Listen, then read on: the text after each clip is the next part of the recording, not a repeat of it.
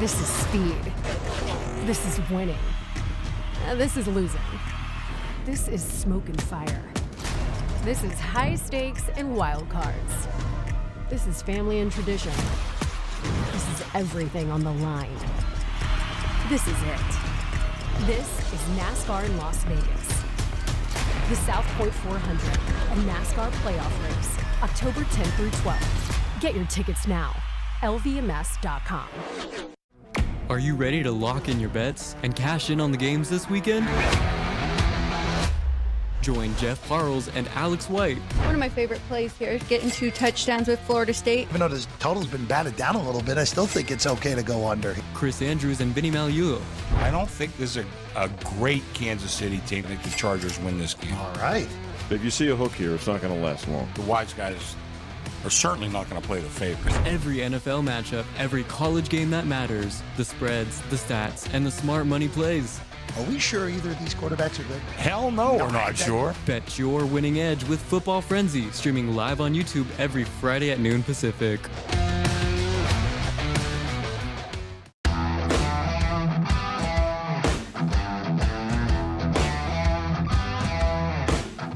Welcome in. It is Football Frenzy on a Friday, a full boat here on a desk down here at the South Point Studio, Sports by the Book as well. I'm Jeff Parles.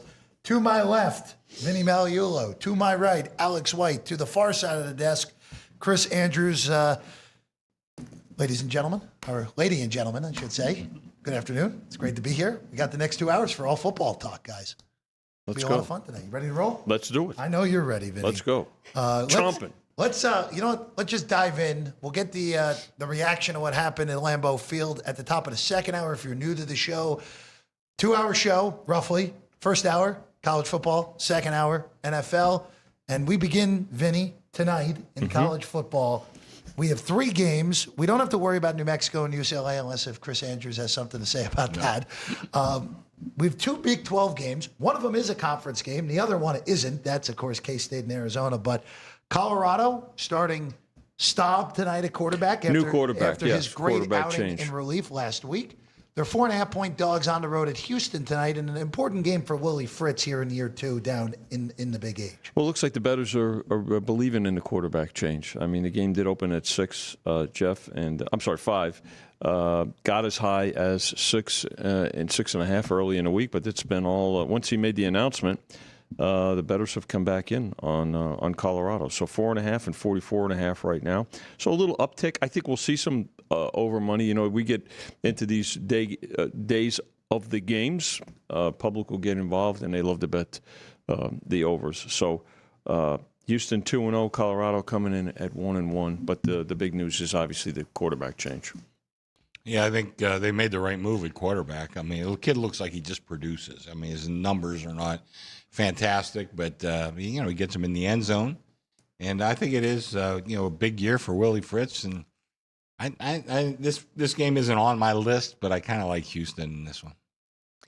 Me too. I went over it in our show earlier, but to your point, I think that Ryan Staub is Coach Prime's guy. He was there behind Shador, and he knows the system, and he's been waiting for him. So I think Caden Salter is the better quarterback, but what do I know? So we'll see. And you'd think the coach would know best. So, well, and again, we always thought we'd mention this in the morning.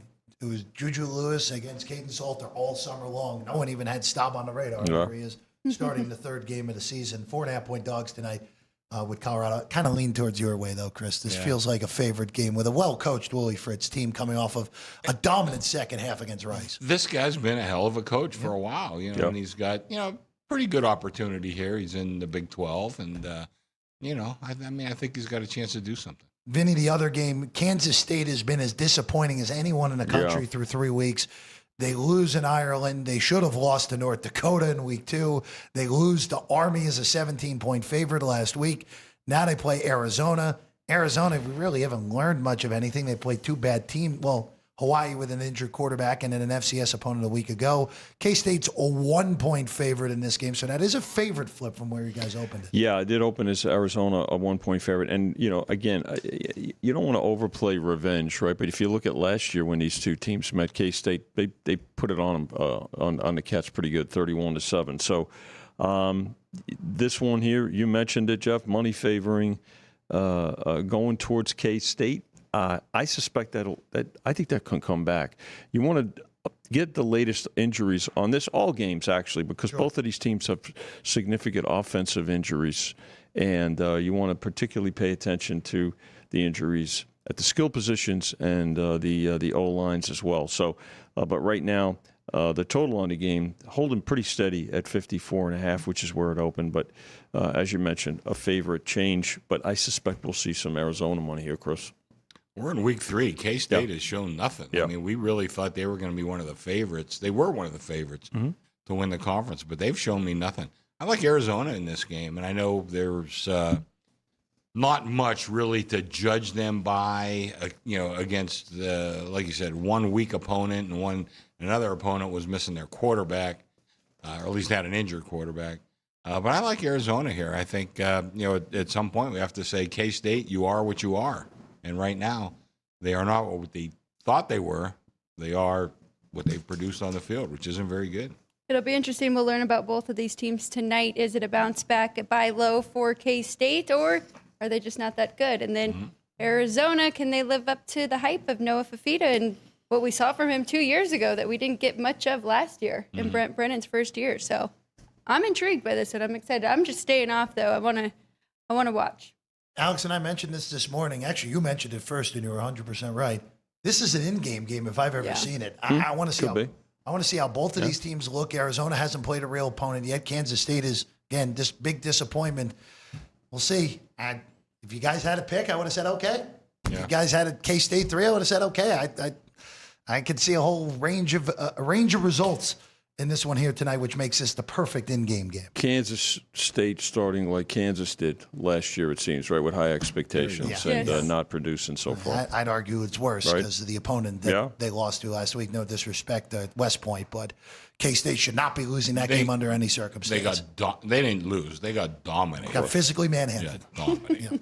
All right, let's go to Saturday. Alex, I want to kick to you first here with Troy and Memphis, because the bettors have taken this from 5 to 4. Memphis favored by 4, but you're looking even bigger picture than just this game here for the Memphis Tigers. I am. Now, of course, Memphis has to get past this game, and they have Arkansas up next. So it could be a little bit of a look ahead, and I think that's why bettors are on Troy, not to mention they looked really good against Clemson last week.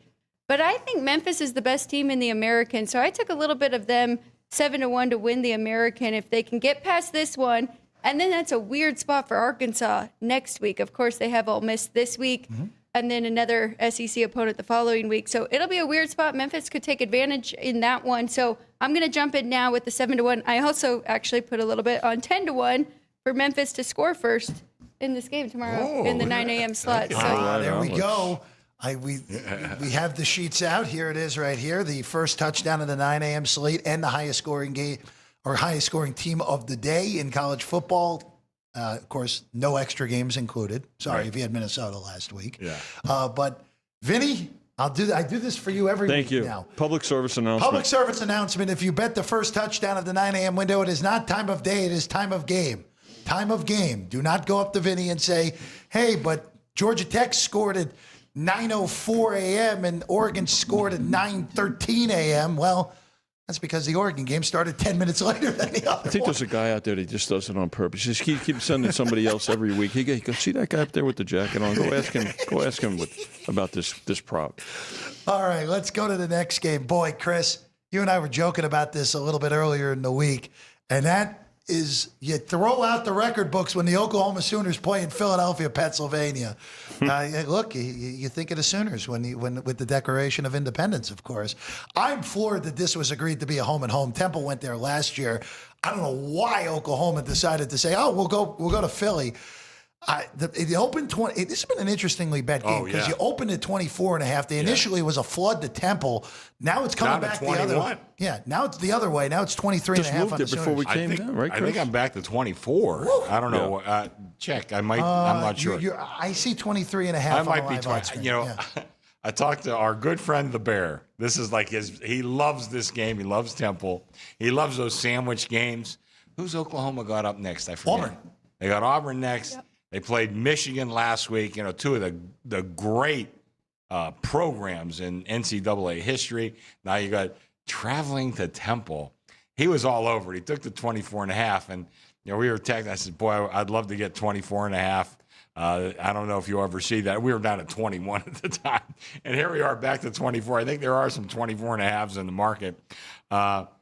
I didn't play this mostly because I by the time I wanted to get involved, all the good numbers were out of it. Matter of fact, I was on Sammy P's show yesterday, and I told Sammy, I mean, the value's knocked out of this one, you know. But here we are.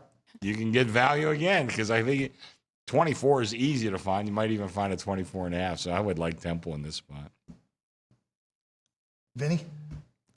51-3 last year in Norman, right? I mean, they're pretty one-sided. So I could see where the value is here if you're going to get 3.5 touchdowns. There is plenty of 24.5 out there actually right now. So Alex and I were talking about this before the show. This might even be a first half Temple bet as well, where Oklahoma is sluggish in the first half after beating Michigan. I mean, come on, you're going to take 13 or more. I think 13.5 was the best we found out there. I'd love to see a 14, but I don't think I'll see it, regardless of what ends up happening. But you're going to be playing in front of in a half full Lincoln Financial Field against Temple. Like, how do you get up for that game if you're Oklahoma? Well, I was just going to say, we're talking about like, what, 20-year-old kids? Yeah. And they're probably on the plane saying, what are we doing? We're playing Temple? Are you serious? Like, what? You know, aren't we an SEC team now? Yeah, you know, we just got done playing, you know, a historic team in Michigan, and that what?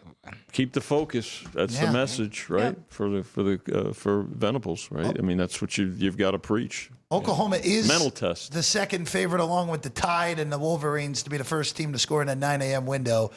And we will go to the team that is the favorite to be first to score in the 9 a.m. window next. And you know what? They're still scoring on Oklahoma State, 69-3. And you know what the scary part of it was? It wasn't even that close on Saturday afternoon, Alex. They are big favorites. This is a weird sandwich spot, letdown spot, whatever way you want to look at it. 27 with the Ducks at that makeshift lacrosse soccer field on Lake Michigan in Evanston with a total of 48.5. I wish I could trust Preston Stone, quarterback here for Northwestern. Of course, he came over, was backup or one of for SMU now here at Northwestern. But, I mean, he's had one really bad game and then a bounce-back game against Western Illinois. So when he played against Tulane, they lost 23-3. I did not like that first outcome in week one. So I didn't get involved, but you're right. It is a sandwich spot. I mean, tempted for that 27, but I mean, Dante Moore has been fantastic here for Oregon, and they jumped up to my number one, and I believe you're number one now too. I made the number 28, so it's not like I went crazy on Oregon. But, you know, I think, probably Northwestern's going to try to slow the game down, you know. If you're going to bet Oregon, probably first to score might not be a bad way to go. I think they'll come out with guns a-blazing. But then, like I said, from there, I think Northwestern will try to slow the game. Now, like I said, I made it 28. I would not look to get involved. You know, it's just so interesting because I know there'll be a lot of people like, all right, you just blasted Gundy because of the idiocy that he spewed before the game. How do you get up again? But it's like, you know what? The big Fox crew is there. You're playing in a unique setting, with the most unique one in college football, at least for this year, with it, again, legitimately playing in a soccer field on Lake Michigan in Chicago. By the way, the weather will be good as well, Vinny. Yeah. So it is it's looking pretty good. I'm with you. I think the Ducks could be good to score first. Excuse me. I was just going to say Oregon has turned into one. We were just talking about Oklahoma and Michigan. They've turned into one of those. I mean, you know, they're the last 15 years, maybe a little bit longer, they're one of the premier teams in NCAA football. I think the difference with Oregon so far this year compared to last year at this time. They were a little lethargic to start the season last year, and it almost cost them. So we'll see if their focus remains here in this game, in this setting on the road. Ducks, boy, very impressive. By the way, Civil War next week in Corvallis for them. And then at Penn State the week after that. So, again, Oregon State, not particularly good, but we all know how much that game means up in the Pacific Northwest. Yeah. All right, let's go to what I think is the best game of the 9 a.m. slate. And, guys, you put this up, Vinny, in the games of the year, and you better take it to Yellow Jackets during the summer on the games of the year because we're down to 3. There was some question about Haynes King going into this week. Looks like he's good. He's fine. Yeah. He's going to play. Clemson 3, unimpressive 1-1 so far for the Tigers this year, Vinny. Struggled again. They were down last week, too. Yeah, And they come halftime. from behind again. So not sure exactly what is happening with Clemson. Now, credit, they came back and they won the game. But you've got a Georgia Tech team that in recent years, now the program has really resurrected itself. And you have to respect what this team has accomplished. And so, the thing about it, when you look at this, so there were 7 straight games in this series, right, where I think Clemson is like 5-1-1, but 3-3. They've only covered they haven't covered every one of those. I think this is a dangerous spot for Clemson. And you know what? If they go down again here, you have to wonder what their season's going to look like. I know we talked last week about can a team make the playoff with 2 losses, possibly 3. Well, we'll see. Again, it'll have to play itself out. Definitely 2, but to have 2 losses this early in the season, I think is going to be really going to put them in a compromising position. I don't love it, but I am on Clemson again here, and this is the last week for it. But as you mentioned, Jeff, I mean, the preseason games of the year, they should be over a touchdown favorite. Yeah. So I had to look at it as a buy low spot here, laying 3 points, backs against the wall, kind of like Vinny's saying. They need this win, and Dabo's has to get his team turned around. I don't like that Cade Klubnik has thrown an interception in each of his first 2 games, but last week was a sleepy spot, and the first week was a tough matchup against LSU. So I'm going to give him a shot here. I do love Haynes King, and he got me the first week, too, against Colorado. He's just a really good player, but I think Clemson's overall the better team, and they got to handle business, and I think they will dominate in the trenches here. My numbers, which are strictly objective, comes to Clemson 1. But I'm kind of I did not touch this game. I would be just hard to bet on Georgia Tech in that spot. But I would tell you this: the wise guys are all over Georgia Tech. Yeah. They're all over Georgia Tech. All the wise guy money is on the dog here. So scared me off, but it obviously didn't scare a lot of other guys off. You mentioned the game of the year. We used 8. Yeah. Last summer. So. Yeah, and I think we closed at 8. They didn't touch it. That felt right too at the time, right? That's like, right. all right, like going into the years, like, all right, you know what? It's going to be a tough game for Clemson going on the road week 3, but you know what? They'll probably win the game and win it comfortably, still win by a touchdown. Now vibes are completely different. And Georgia Tech, again, the real game that they played in week 1 in Boulder, they didn't play well, and they still won on the road in a difficult place to play. Oh, and by the way, they covered as a road favorite, even with 4 turnovers. Georgia Tech's good, and Alex, we mentioned this earlier in the week. If they find a way to pull this upset, they have a straight line to 11-0. Their schedule is super easy after this week. Georgia Tech, you're talking about? Yes. I'm looking at my notes here. I've lowered Clemson 6 points from where I opened them this season. Power rating. Georgia Tech, by the way, Temple next week. Can't get away from the Owls. The title goes through Temple, Jeff. Goes through Philadelphia, guys. It It always goes through Philadelphia. I mean, aren't you starting to see a trend? At Wake, Virginia Tech, at Duke, Syracuse, at NC State, at BC, Pitt, and then they're playing Georgia at the Mercedes-Benz Dome instead of on campus, which is stupid. But hey, a real chance if they can pull the upset here today, or tomorrow, I should say. All right, let's go to Tuscaloosa, Bama, Wisconsin. Looks like Billy Edwards is not going to play again for the Badgers. So, Alex, I asked you beforehand, how are they going to score? But Chris, 20.5 now on the Tide, and a low total of 45.5 on this one. This is a weird game because the money's shown on the dog. And I have not been very impressed with Wisconsin. I got to tell you, quarterback is out, it looks like. And, Bill Conley, one of the guys I tremendously respect. Matter of fact, give a little plug to our friend Ed Feng. He was on Ed Feng's podcast this week. Conley still has Alabama rated really high. I want to say like number 2 or number 3 in the country. I'm not saying I believe that. I think, Bill may have, I don't know what his criteria is, but I don't know. The money and sharp money is shown on Wisconsin, and I got to tell you, I can't figure that one out. I'm not sure either, Chris, to your point. I mean, now Alabama did go into Madison last year and won the game convincingly with, I think, a better quarterback too, right? No doubt. But not a real surprise here that the early money showed on Wisconsin, although I'm a little surprised like you are, but I have a feeling this number is going to go back up. I think it'll get back to 3 touchdowns at least, because I think there'll be carryover. I think there'll be a lot of multi-level bets to it, parlays and teasers and things like that. So I see Bama here. Just Wisconsin, they can't score. No, I know. And how you gonna you can't go into Tuscaloosa with Wisconsin's offense and hope to just grind something out. That's not going to work. 14 or 17. Yeah. That's not going to get. That's not going to get the win against this team.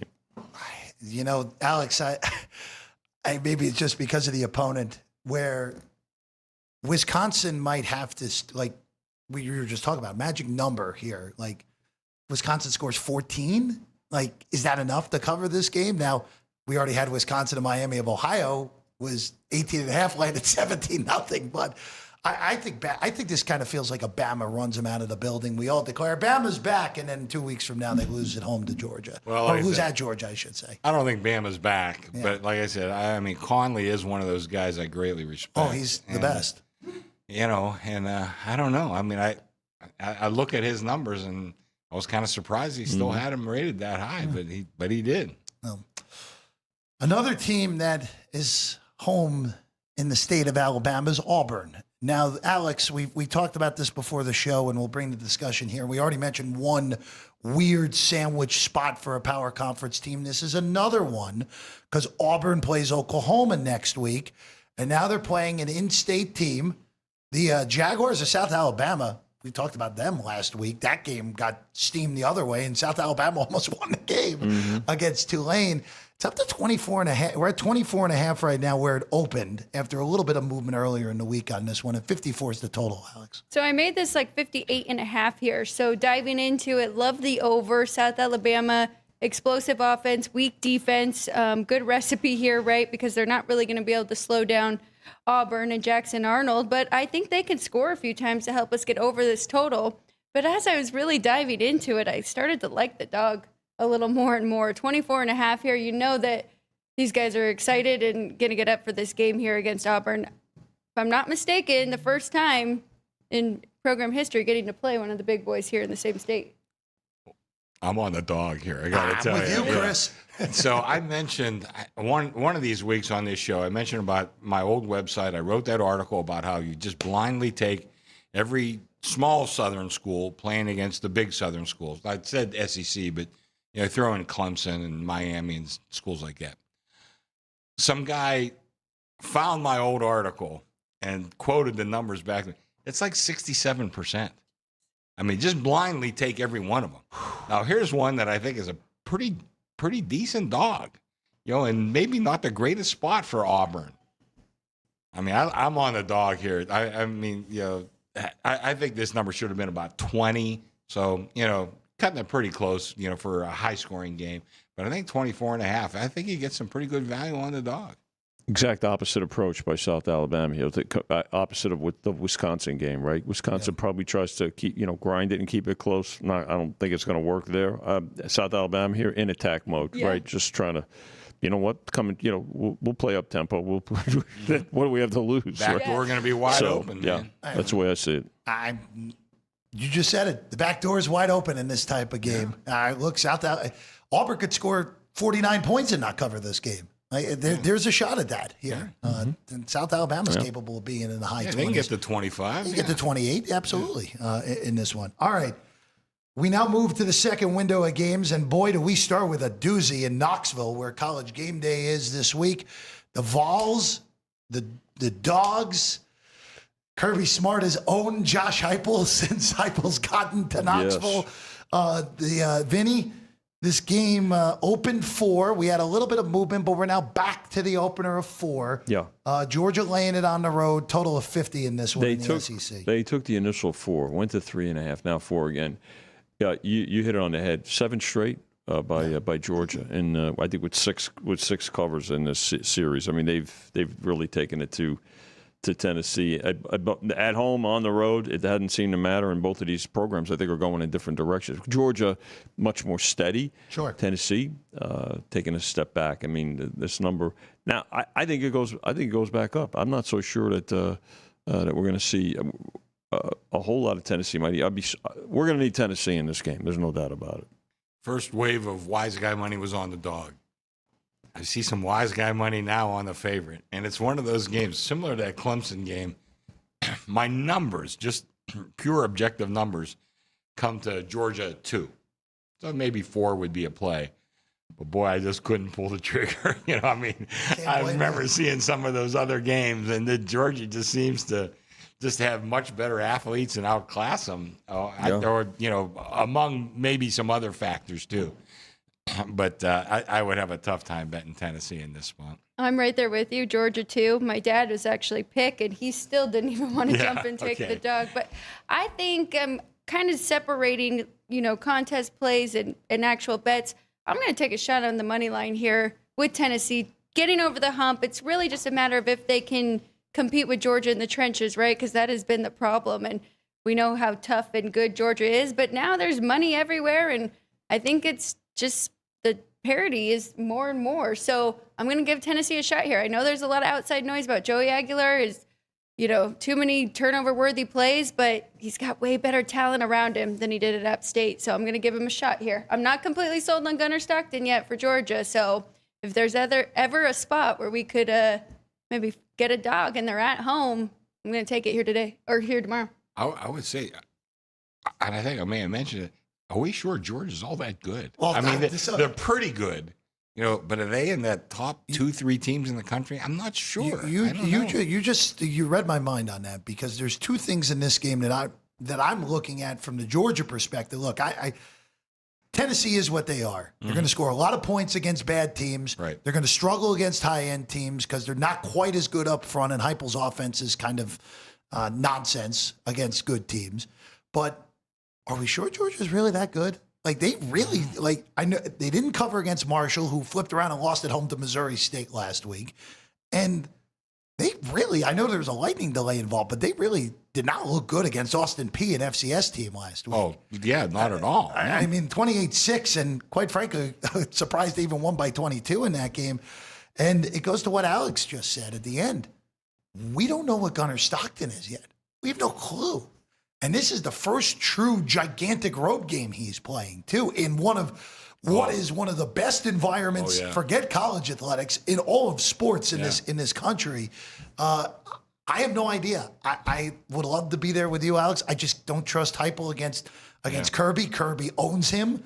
But if Tennessee's ever going to get him, it kind of feels like it's got to be right here, right now, at home in this one. All right, now for what is one of the best rivalries in all of college football. Pitt, West Virginia, the backyard brawl back again after they played last year after a long way away from each other. Chris, this is up to 7.5 now with the Mountaineers getting it at home. I know what we just saw with them in Athens, Ohio. They lost outright to a MAC team. But that was just such a horrible spot. And Ohio might be pretty darn good. That might be the other thing with that, Chris. Well, I had Ohio last week. Yeah, you one did. Of my plays. I think this number's gotten out of hand myself. Now, it did scare me a little bit because West Virginia was the beneficiary of, I think, 4 turnovers and still only managed 17 points? I can't remember exactly that. But you talked about the rivalry. Jeff, I was at a game. I can't remember what year it was. 76, 77, somewhere around there in West Virginia. Pitt Chancellor Wesley Posvar was in a fist fight at midfield after the game. So it just shows you how, I mean, I've been to basketball games at West Virginia. I've been to football games, and I'm just telling you that, I mean, there ain't much else going on in West Virginia. So they are rabid Mountaineer fans. And I think this, you know, I didn't put this on my list. I came this close, but I think this number has just gotten too high. I think West Virginia shows up and battles them pretty good. It's hard to lay something. I mean, if you're gonna play the game, either wait for the end game or take the points. To Chris's point, I mean, you have a game that's moved 3 points here. Now, typically the home team has done well in the recent iteration of this rivalry. So I don't know. I think Ohio, a bad spot for West Virginia. Those good teams have to figure out those bad spots, and we've been talking about them. I mean, a couple of these games, you have sandwich games. You've got this. Listen, if you have to know, especially when you go on the road as a Power 4 conference school, that you're going to. It's always there's a trap waiting for you. Sure. How do you get through it? How do you manage it? How do you navigate it? They didn't figure it out. Credit Ohio, but again, this game here now up 3 points. Very difficult to lay the price at this point. I think we'll see some Mountaineer money. I think West Virginia's live to win this game as badly as it looked last You're week. Getting better. I'm 2.5 to 1 for your money on the money line. I love the 7.5. Look, I get it. Pitt has looked good, but they haven't played good teams. West Virginia coming off a loss to, and again, you said it. That was a horrible spot, Vinny. It was a 4-point game last year in Pittsburgh. Yeah. Well, Jeff, you said it. Ohio might be pretty good. Parker Navarro. I'm stunned. Parker Navarro didn't end up at a Power 4 school. I'm stunned. He is a legitimately good quarterback, by far the best one in the MAC. Geez, they should have beat Rutgers the week. They could have beat Rutgers the week before. Absolutely, easily could have won that. Very game. easily could have won a game. They didn't have the block punt in the end zone. They might have won that game. But in the end, this is. I don't think Chris, you understand it because you were around it all your life. But this is as intense of a rivalry as there is anywhere. Like, this rivals Alabama and Auburn with the intensity. These two schools hate each other. The backyard brawl. And West Virginia, I think West Virginia's alive to win the game. I am on 7.5. I think is awesome this week with the Mountaineers, which probably means Pitt will win 38-7. I hate to tell you, I made the number 2.5. I was checking my numbers. Mine is very close Is that right? as well, yes. Like I said, I thought Ohio was pretty darn good. That's why I had them last week. We had Pitt game of the year. We had it too. Yeah. I can't remember what we had. Yeah, 2. Vinny got it. Yep. Oh, okay. Wow. Yep. So I'm on the dog as well, and I did use it for contest too, but they are missing their best running back. Yeah, he's done, White, done for the year. He injured himself 2 weeks ago, so part of reared its head against Ohio as well in that one. All right, next up, this is a bizarre road trip. Corvallis to Lubbock, Vinny. Oregon State at Texas Tech. This is another one of those weirdo spots here with the look ahead for the Red Raiders. They go to Salt Lake City to take on Utah next week. 23.5 now on this one. It is down from the 24.5 you guys opened, but Oregon State has really looked brutal so far through the first few weeks of this season. More movement actually on the total too, right? I mean, the total ticking up to 63. No real surprise. Oregon State trying to figure things out. I mean, they're trying to figure out a way to win a game so far. I mean, and Texas Tech at 2-0. It's kind of looking like, you really have to take note of Texas Tech and Iowa State, right? In the conference and watching and saying, interesting to see who's gonna prevail there. Both really, it's early in the season, but when you start looking at the body of work and the style of play, those are the two teams that I think opposite. Chris and I talked about it. We had thought that Kansas State would be more of a player there. Again, maybe they'll sort things out. But here, definitely hovering around. You back and forth on this number at 3.5 touchdowns, but a move to the over and no real surprise there. I spent all these years on the West Coast. After growing up in Pittsburgh, I just think. Wash State and Oregon State, they got totally screwed. Oh, I mean, sure did. Yeah. There's two schools I just kind of root for. That being said, I kind of like Texas Tech here. Oregon State just isn't very good. I'm just interested for Tech because it is. So, I mean, next week is a gigantic big for a late September game. It is a humongous conference game where, look, I would imagine, Chris, Vinny, that you guys have Utah and Texas Tech currently power rated as the top two teams in the Big 12. If not, it's at least 1 and 3 in that conference. But that's a huge game. We'll get to Utah a little bit later. They have a funky road spot as well up in Laramie against Wyoming coming up on Saturday. All right, let's go to West Lafayette next. Chris, you gave us your power ratings earlier in the week. You have USC in your top 10. Yeah, they've pummeled Georgia Southern and Missouri State. Now a little bit different, but a big favorite on the road nonetheless in West Lafayette against Purdue. It's 20.5 currently with the Trojans laying in on the road, 59.5 the total for this one. Last year, and people reminded me of it, I said Vince Lombardi couldn't win at UNLV. I never said a word about Barry Odom, who did really good. I mean, I think he'll do well at Purdue. And matter of fact, I think Purdue's actually looked a little better than I expected. So the guy is a pretty legitimate coach.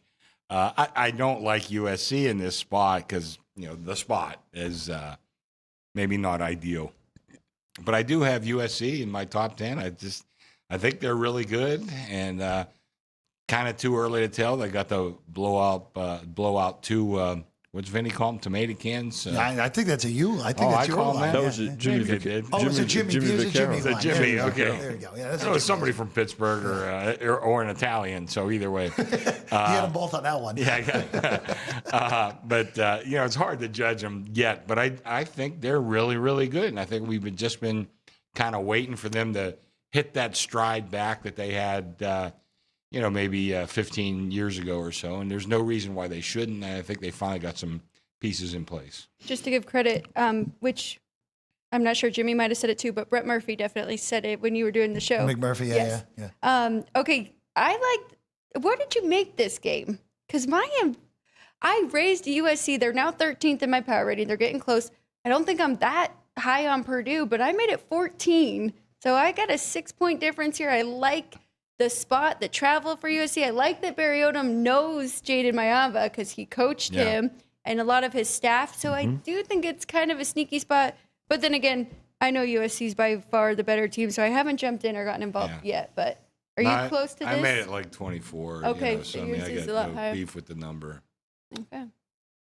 USC gets Michigan State next week, so not really a look ahead. But the week after that, at Champaign against Illinois, which all of a sudden looks like a pretty significant game in the Big Ten. For that, we thought it was a big three going in. Always was a fight for that fourth team that could get a playoff berth. And look, USC and Illinois keep winning. They're going to be fighting for it at the end. All right, let's go to this one. There's some weird scheduling road trips this week. We already mentioned Oklahoma on the road at Temple. Why is Iowa State going to Jonesboro to take on Arkansas State this week? Another weird one.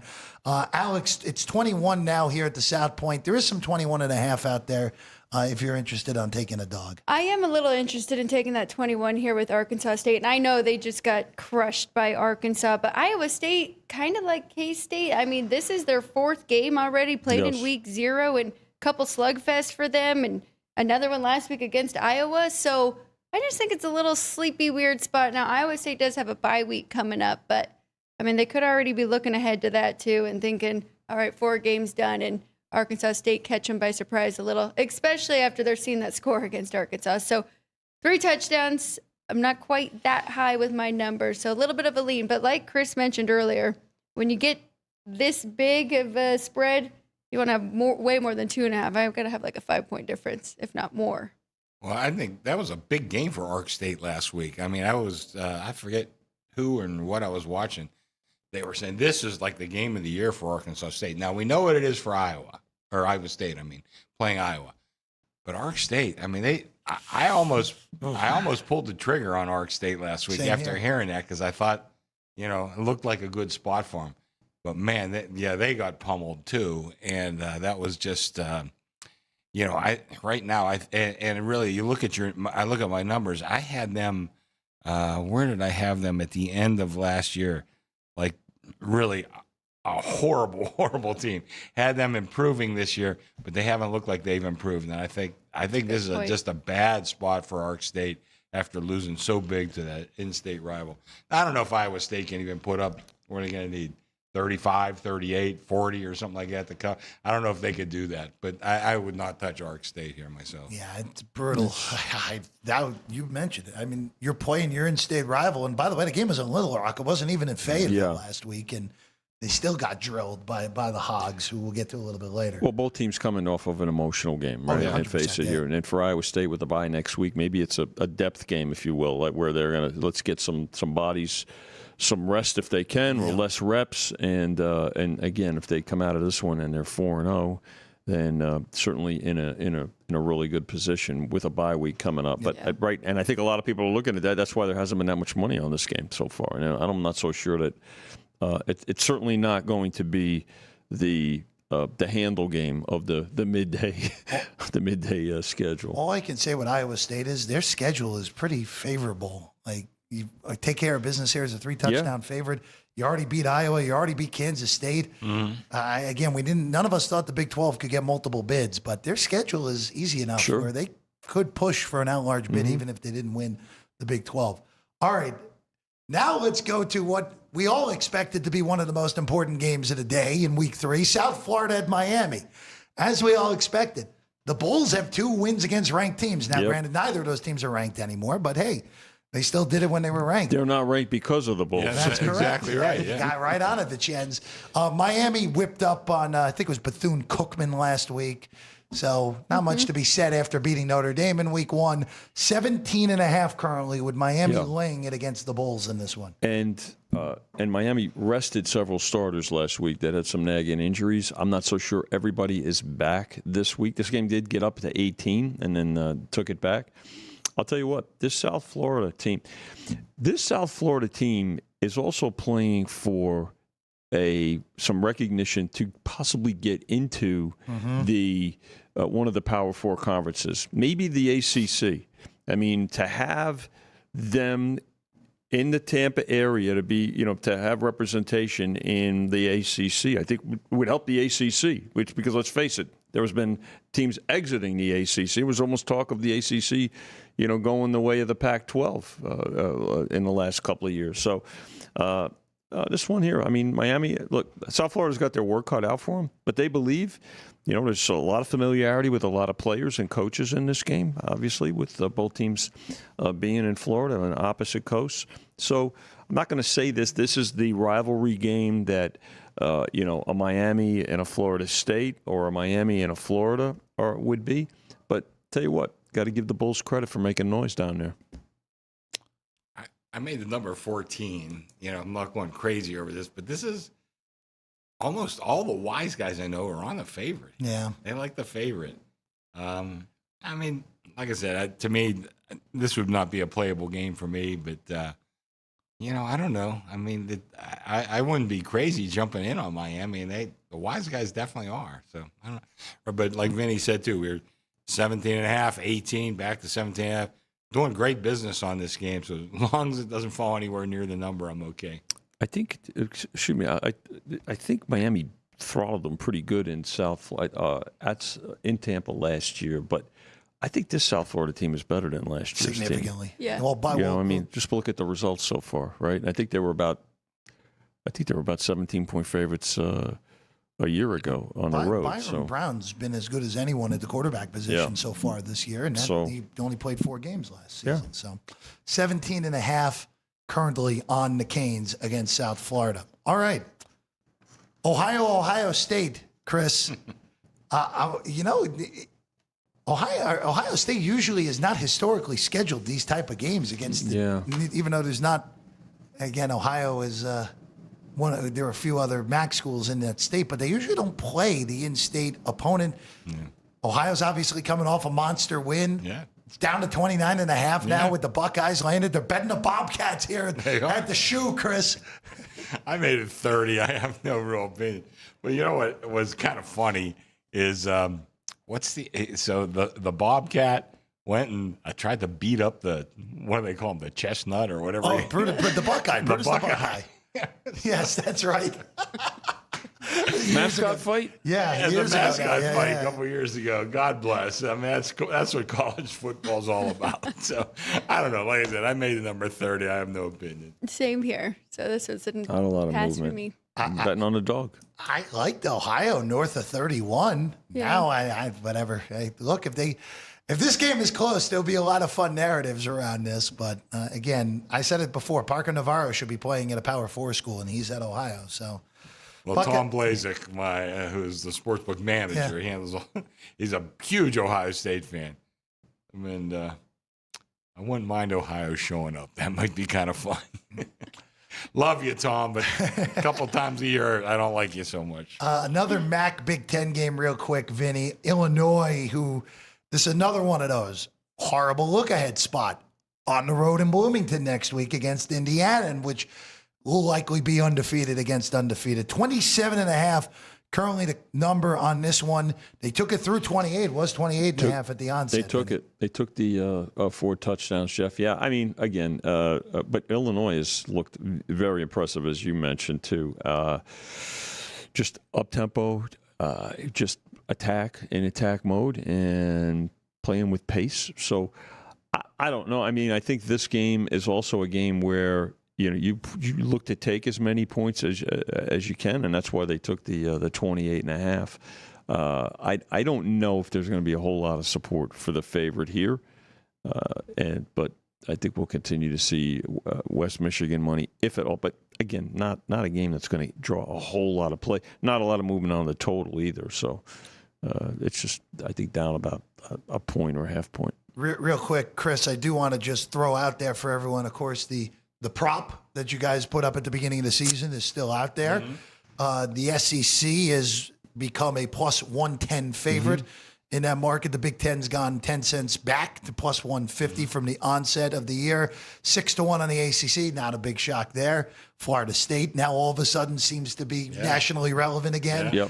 The field, which is Notre Dame in the G5 at 15-1, and then the Big 12 at 22-1 currently. I still think there's some value at the Big 12 at 22-1. They will get at least one seat at the table, and they might get more.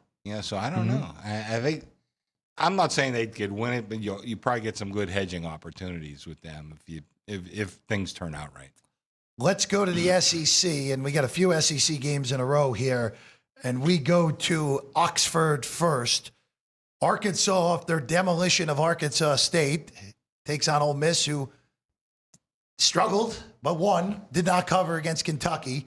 I'm fascinated in how this game's been played. You open 9, Chris, and you're down sub 7 now. It's 6.5 with the Rebels at home against the Hogs in this one, and a total sitting at a nice juicy 62, which is actually down a point from where you guys open. Yeah, well, Mississippi has a problem at quarterback. Yeah.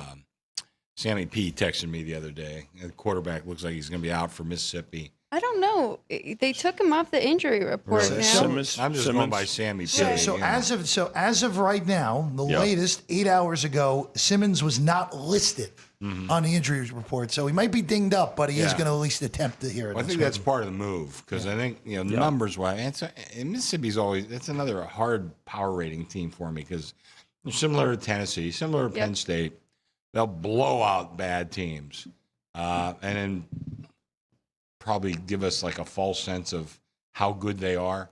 But I was looking at Arkansas. I didn't think much of them last year. Didn't think that much of them at the beginning of this year. But I'm looking from last year where I closed them to this year. I got them up 7 points. Yeah. So they've been a lot better than I thought. And I think last week is a bit of an indicator that it was, I think, a very bad spot for Arkansas. Nonetheless, they blasted Arkansas State. So I think I have them, like I said, quite a bit better than last year. I may still be underrating them a bit. In Mississippi, like I said, they'll blow out some bad teams, maybe give you a false sense of what they actually are. So I wouldn't touch this game myself. This would be a great game to watch. It's funny because Arkansas now take a page from their book.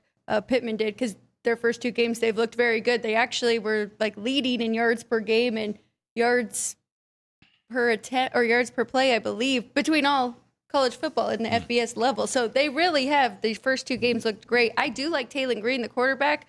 I actually like him more than Austin Simmons. I hope he is okay to play, and I hope that number goes back to 7, because I'll be all over the dog here. Here's another one. How good is Ole Miss? We don't know since they don't have Jackson Dart anymore, because we knew kind of exactly where they were in the SEC, and we don't anymore. Austin Simmons, good. I talked about him last week, too, against Kentucky, but he is good for a turnover or 2 as well, and I think Arkansas can take advantage. So another one, Vinny, with the revenge. Ole Miss really put it on them in that game. Yeah. So another one. I like the dog here. Yeah, I mean, again, the points have been taken. I think once the quarterback announcement is official, we'll probably see some Mississippi money, and the number goes back up. 63 points on Arkansas a year ago for Ole Miss. Only 63. Okay. Yeah, that was a moment where we thought Pittman might get canned midstream, even though he's still there in Fayetteville. Now this is, you know what? It's so weird to say in a week where we have Tennessee playing Georgia and Florida playing LSU, which we'll get to in a moment. But Vandy and South Carolina is a really interesting game where I don't think South Carolina's been overly impressive these first 2 weeks. It was an even game in Atlanta, Alex, before the punt return happened. Yep. Vandy smoked Vatek in the second half last week. We're down to 3 in this game with South Carolina at home from an opener of 5.5. It's all Commodore money in this one. This one's so hard for me because I was against Vatek with both of these teams in the first 2 weeks, right? So Me too, yeah. what do I do now? I mean, I think when you're getting points with the Diego Pavia, you got to take it, and they got a shot here. But really, my number doesn't have a play in this. My number was 3 in this game. But it was another one. It seemed like we have a similar theme on some of these. It was really hard to pull the trigger on Vandy only getting 3 in a game like this. But that is what, like I said, my numbers, I try to keep them as objective as possible. That's what they come to. But I got to tell you, there's another one. The wise guys are all over Vanderbilt in this game. And part of it was the number was a lot higher. Sure. But even at, one of my sharpest players took 3.5 off me. So, I mean, something certainly to look at. You lost over 2 points worth of value, right? If you like the dog. I mean, if you want to wait, maybe it's an in-game opportunity at this point if you're interested in the dog. I mean, obviously, if you're going to be interested in South Carolina, you're going to lay the best price. So, but maybe an in-game, or if you like Vandy still, if you like them +3, you like them on the money line maybe too. So I got a lot of money line. And they're betting this game over as well. I mean, and I think they'll continue to bet this game over. This is a weird spot for South Carolina because they got to go to Missouri next week. So all SEC games obviously are important, but boy, this is a weird spot even at home against a Vandy team that.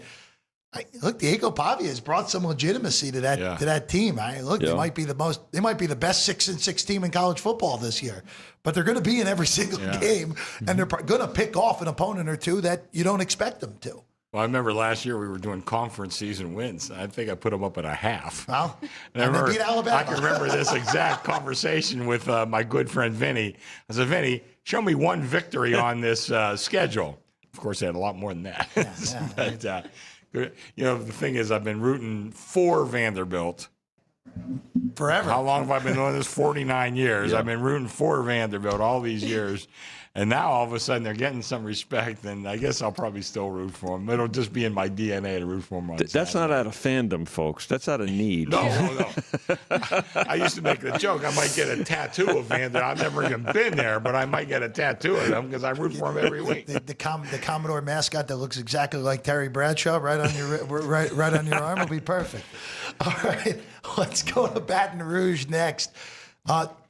They are taking the Gators, the bettors, in this one, Vinny. Yeah. You open 9. You're down to a touchdown now with LSU here. Mm-hmm. Look, obviously, you know what happened last week. Florida gets upset at home. They look awful doing it against South Florida.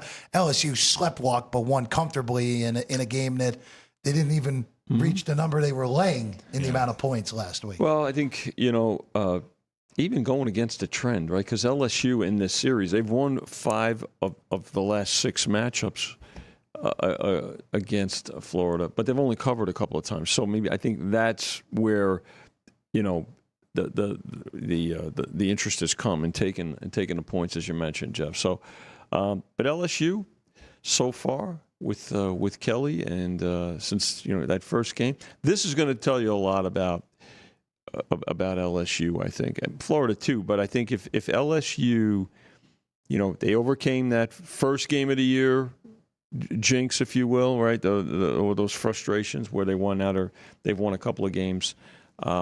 Maybe this is where we'll find out a little bit more. When we get to the NFL in the second hour, there's a time we're still trying to figure out, I think, what teams are, who they are. Sure. College, you got a little bit more of a head start with it and everything, and I think you can kind of gauge things too, and especially when you get to these head-to-head matchups that have some history. But if LSU is to be the playoff team that people are talking about and that we think they can be, then this is a game, I think, their third game that where we'll get a little bit more of an idea. This is finally an SEC favorite that I like, and I feel like I'm on the right side. I made this 11, but I don't like the spot. I feel like the Florida Gators' backs against their wall desperation here now kind of keeps me off of it. But, I mean, I think it's gone too far. Now at an even 7, I think I might jump in here. I just think they're the better team, and they proved a lot that first game. Of course, it was a flat spot last week, but I think their defense, they got the better quarterback in Garrett Nussmeier, so lean to the home team here. I made it 9 myself, but I was, I forget what was in one of these SEC shows, and the guy, and I can't remember who it was, said, the players love Billy Napier. They love him. And his job was on the line last year. They rallied behind him and saved his job. Yep. His job's on the line again this year after losing, South Florida. I mean, come on. So I don't know. I think, like I said, I made the number 9, but we know Florida has talent. Yep. Are they going to show up? And I think we're going to learn a lot about both these teams this Saturday. Few things. Napier's 26-12 all time as an underdog against the spread, so he has been excellent in this sort of role. I'm taking a page out of your book. This is a revenge game for last year for LSU. They got clocked in Gainesville last year. I think I'm with Alex here. I understand that Napier's been great as a dog. I understand why north of 7, people laid. It took the points. I understand it. But at 7, I would lay it with LSU. I'll take a page out of Alex's book with revenge. I think this is a big revenge spot for LSU after getting embarrassed in the swamp a year ago with, let's face it, a pretty similar group. Nussmeier was there last year. Now he's still here in Baton Rouge. All right, now let's go to another big one. Boy, I see backloaded card here this week. To South Bend, home opener for the Irish. Lose week 1, bye week last week, Chris. Now they welcome in A&M, who's played UTSA and Utah State, so not the best of slates through 2 weeks. This number has been stuck at 6.5 most of this week. Total of 49 with the Irish laying it at home here. We've shown 7. A little bit. Yeah. I made the number 8. I mean, I guess gun to my head, I would play Notre Dame. I just think it's a bigger game for Notre Dame because Texas A&M still has conference games coming up, and they could, if they sweep or lose 1 or 2 games, they could still get in the playoffs. Where Notre Dame pretty much has to win this. Then, they have a game with USC coming up. And I forget who else is on their schedule. I think BC might be on their schedule. Boise stayed in Boston College after that. Yeah. Well, and they play in Arkansas in 2 weeks as well. Which would obviously going to be a tough game, especially we just talked about Arkansas. But I think this game is bigger for Notre Dame. Like I said, I made it a little bit higher. Not enough for me to play, but I guess, like I said, gun to my head, I would favor Notre Dame. 23-13 Irish last year at College Station, a game where they made a statement on their way to get into the title game, although it was before the Northern Iowa debacle. No, to Chris's point, I think look, again, teams know, I should say that Power 4 conference teams know, and Notre Dame, being the premier independent, they know they've got a game cushion, if you will. Haven't lost already, I think that's something to bear in mind. But if it does get to 7 again, it'll be another blink because it won't last. Yeah. That's a type of revenge I really like. They went to College Station, and they beat them pretty handily. And Mike Elko didn't have the quarterback he wanted at the time Connor Wegman was playing in that game. Now he has his quarterback in Marcel Reed. I think he wants revenge here. And Notre Dame's had 2 weeks to prepare. I think Mike Elko's had a year with this game on his mind to get revenge back. I don't know. We don't know about Notre Dame yet still either. CJ Carr, I worry that, the narrative that why didn't they run the football against Miami, but they don't have Riley Leonard. I don't know if they can as easily with CJ Carr there. So we'll find out. But I'm sure they're going to try and lean on Jeremiah Love. But I like A&M in this spot. I did take 7. I still like it here at 6.5, and maybe a little bit on the money line too. Okay.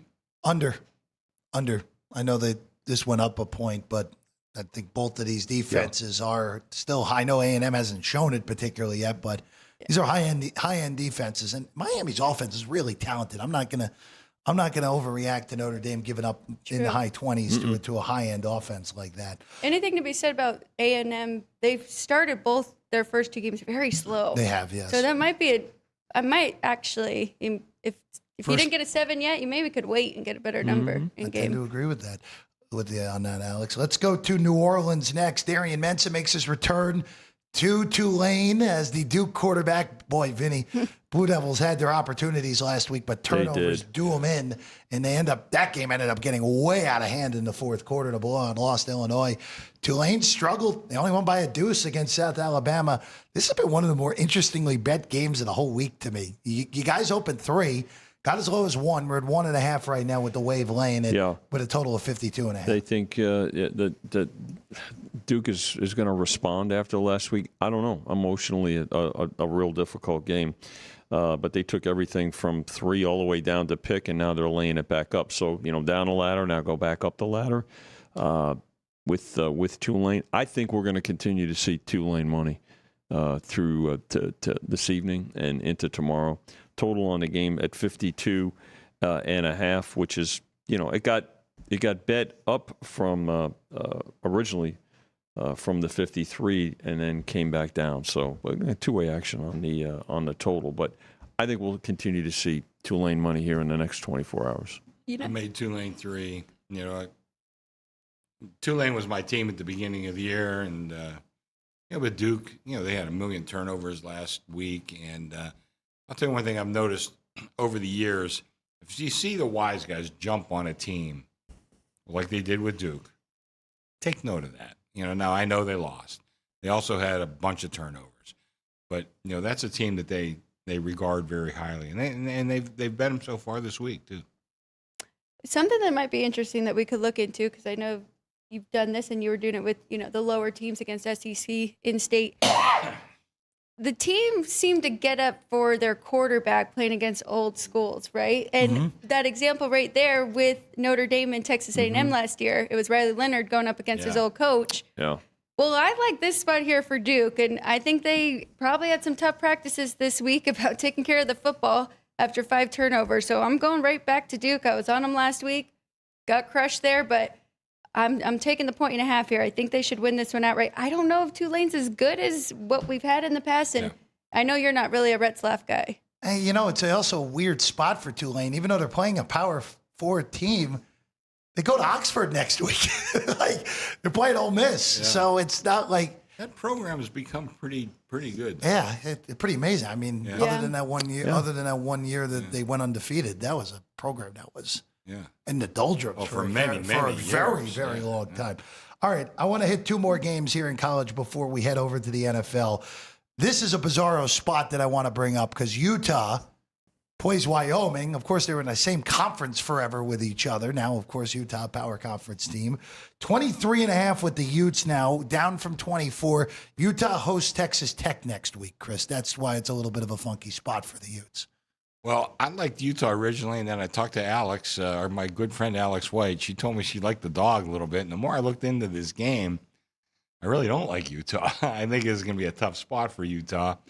They have the talent, obviously, to run this team off the field. But I'm not sure it's such a great spot for Utah, and I think Wyoming going to probably play them tough. I didn't touch this game either way, though. I didn't yet either.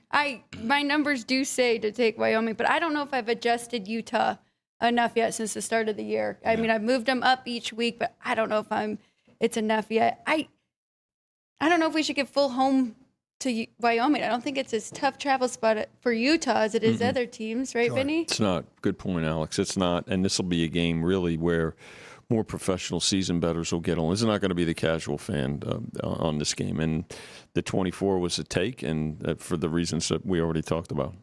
Last one we'll talk about here on the college end of things. We go to Berkeley. Interesting spot here for Minnesota after annihilating poor Northwestern State last week. And Vinny, Cal, I don't know if that week one outing against Oregon State was more to do with Oregon State just not being particularly good or not. Cal beat FCS Texas Southern 35-3 last week. You open the Gophers 2. We're up to 2.5 now on Minnesota with a total of 41.5. They'll see 3. If you see 3, that'll be a take. I think the other thing you want to take into account in this game is Cal is the healthier team. I think Minnesota's gotten dinged up here the last couple of weeks. So Bears watching. I think again you'll see money show for the Golden Bears if this game hits 3, and I think you'll see money if it does or does not get to 3. You'll see money on Cal on the money line.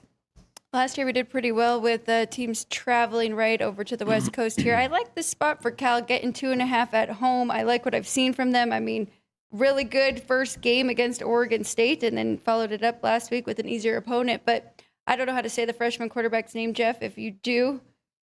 But he's been really impressive so far. And on the year, completing 69% of his passes, 7.4 yards per attempt. So, yeah, I think they got a shot here to at least keep it close. Let's just call him JKS, Kewe Sagapoletele. Exactly. Close enough. Yeah. But JKS, who has been really good so far, true freshman, beat out Devin Brown. I mean, Devin Brown played games at Ohio State, and he beat him out as a true freshman. So very interesting. Again, 2-0 start for Cal. All right, we're going to take a trip to a cup of Joe here. Joe D'Amico has one big college game he's looking at this weekend, and then after we hear from Joe, we go to the NFL. When we get back, Football Frenzy on a Friday here on Sports by the Book.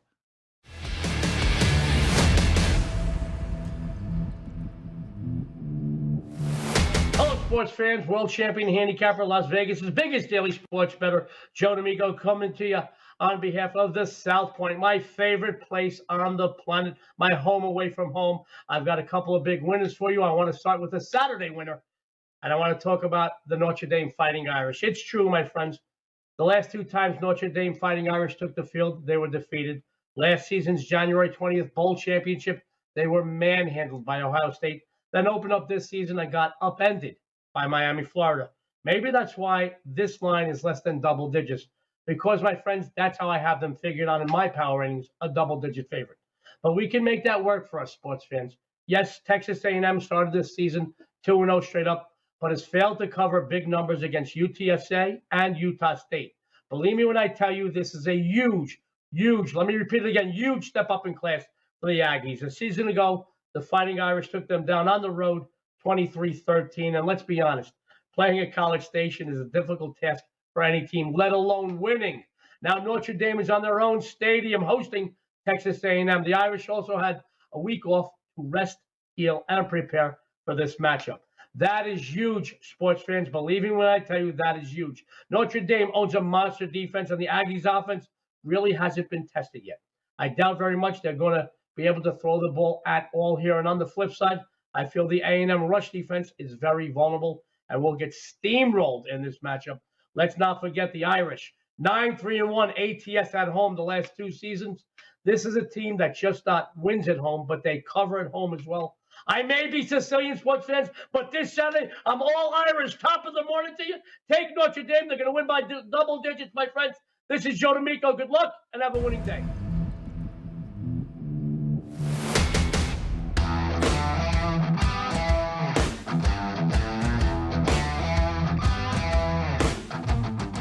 apparently all in a box here right now. Look at that. Look at our own boxes here.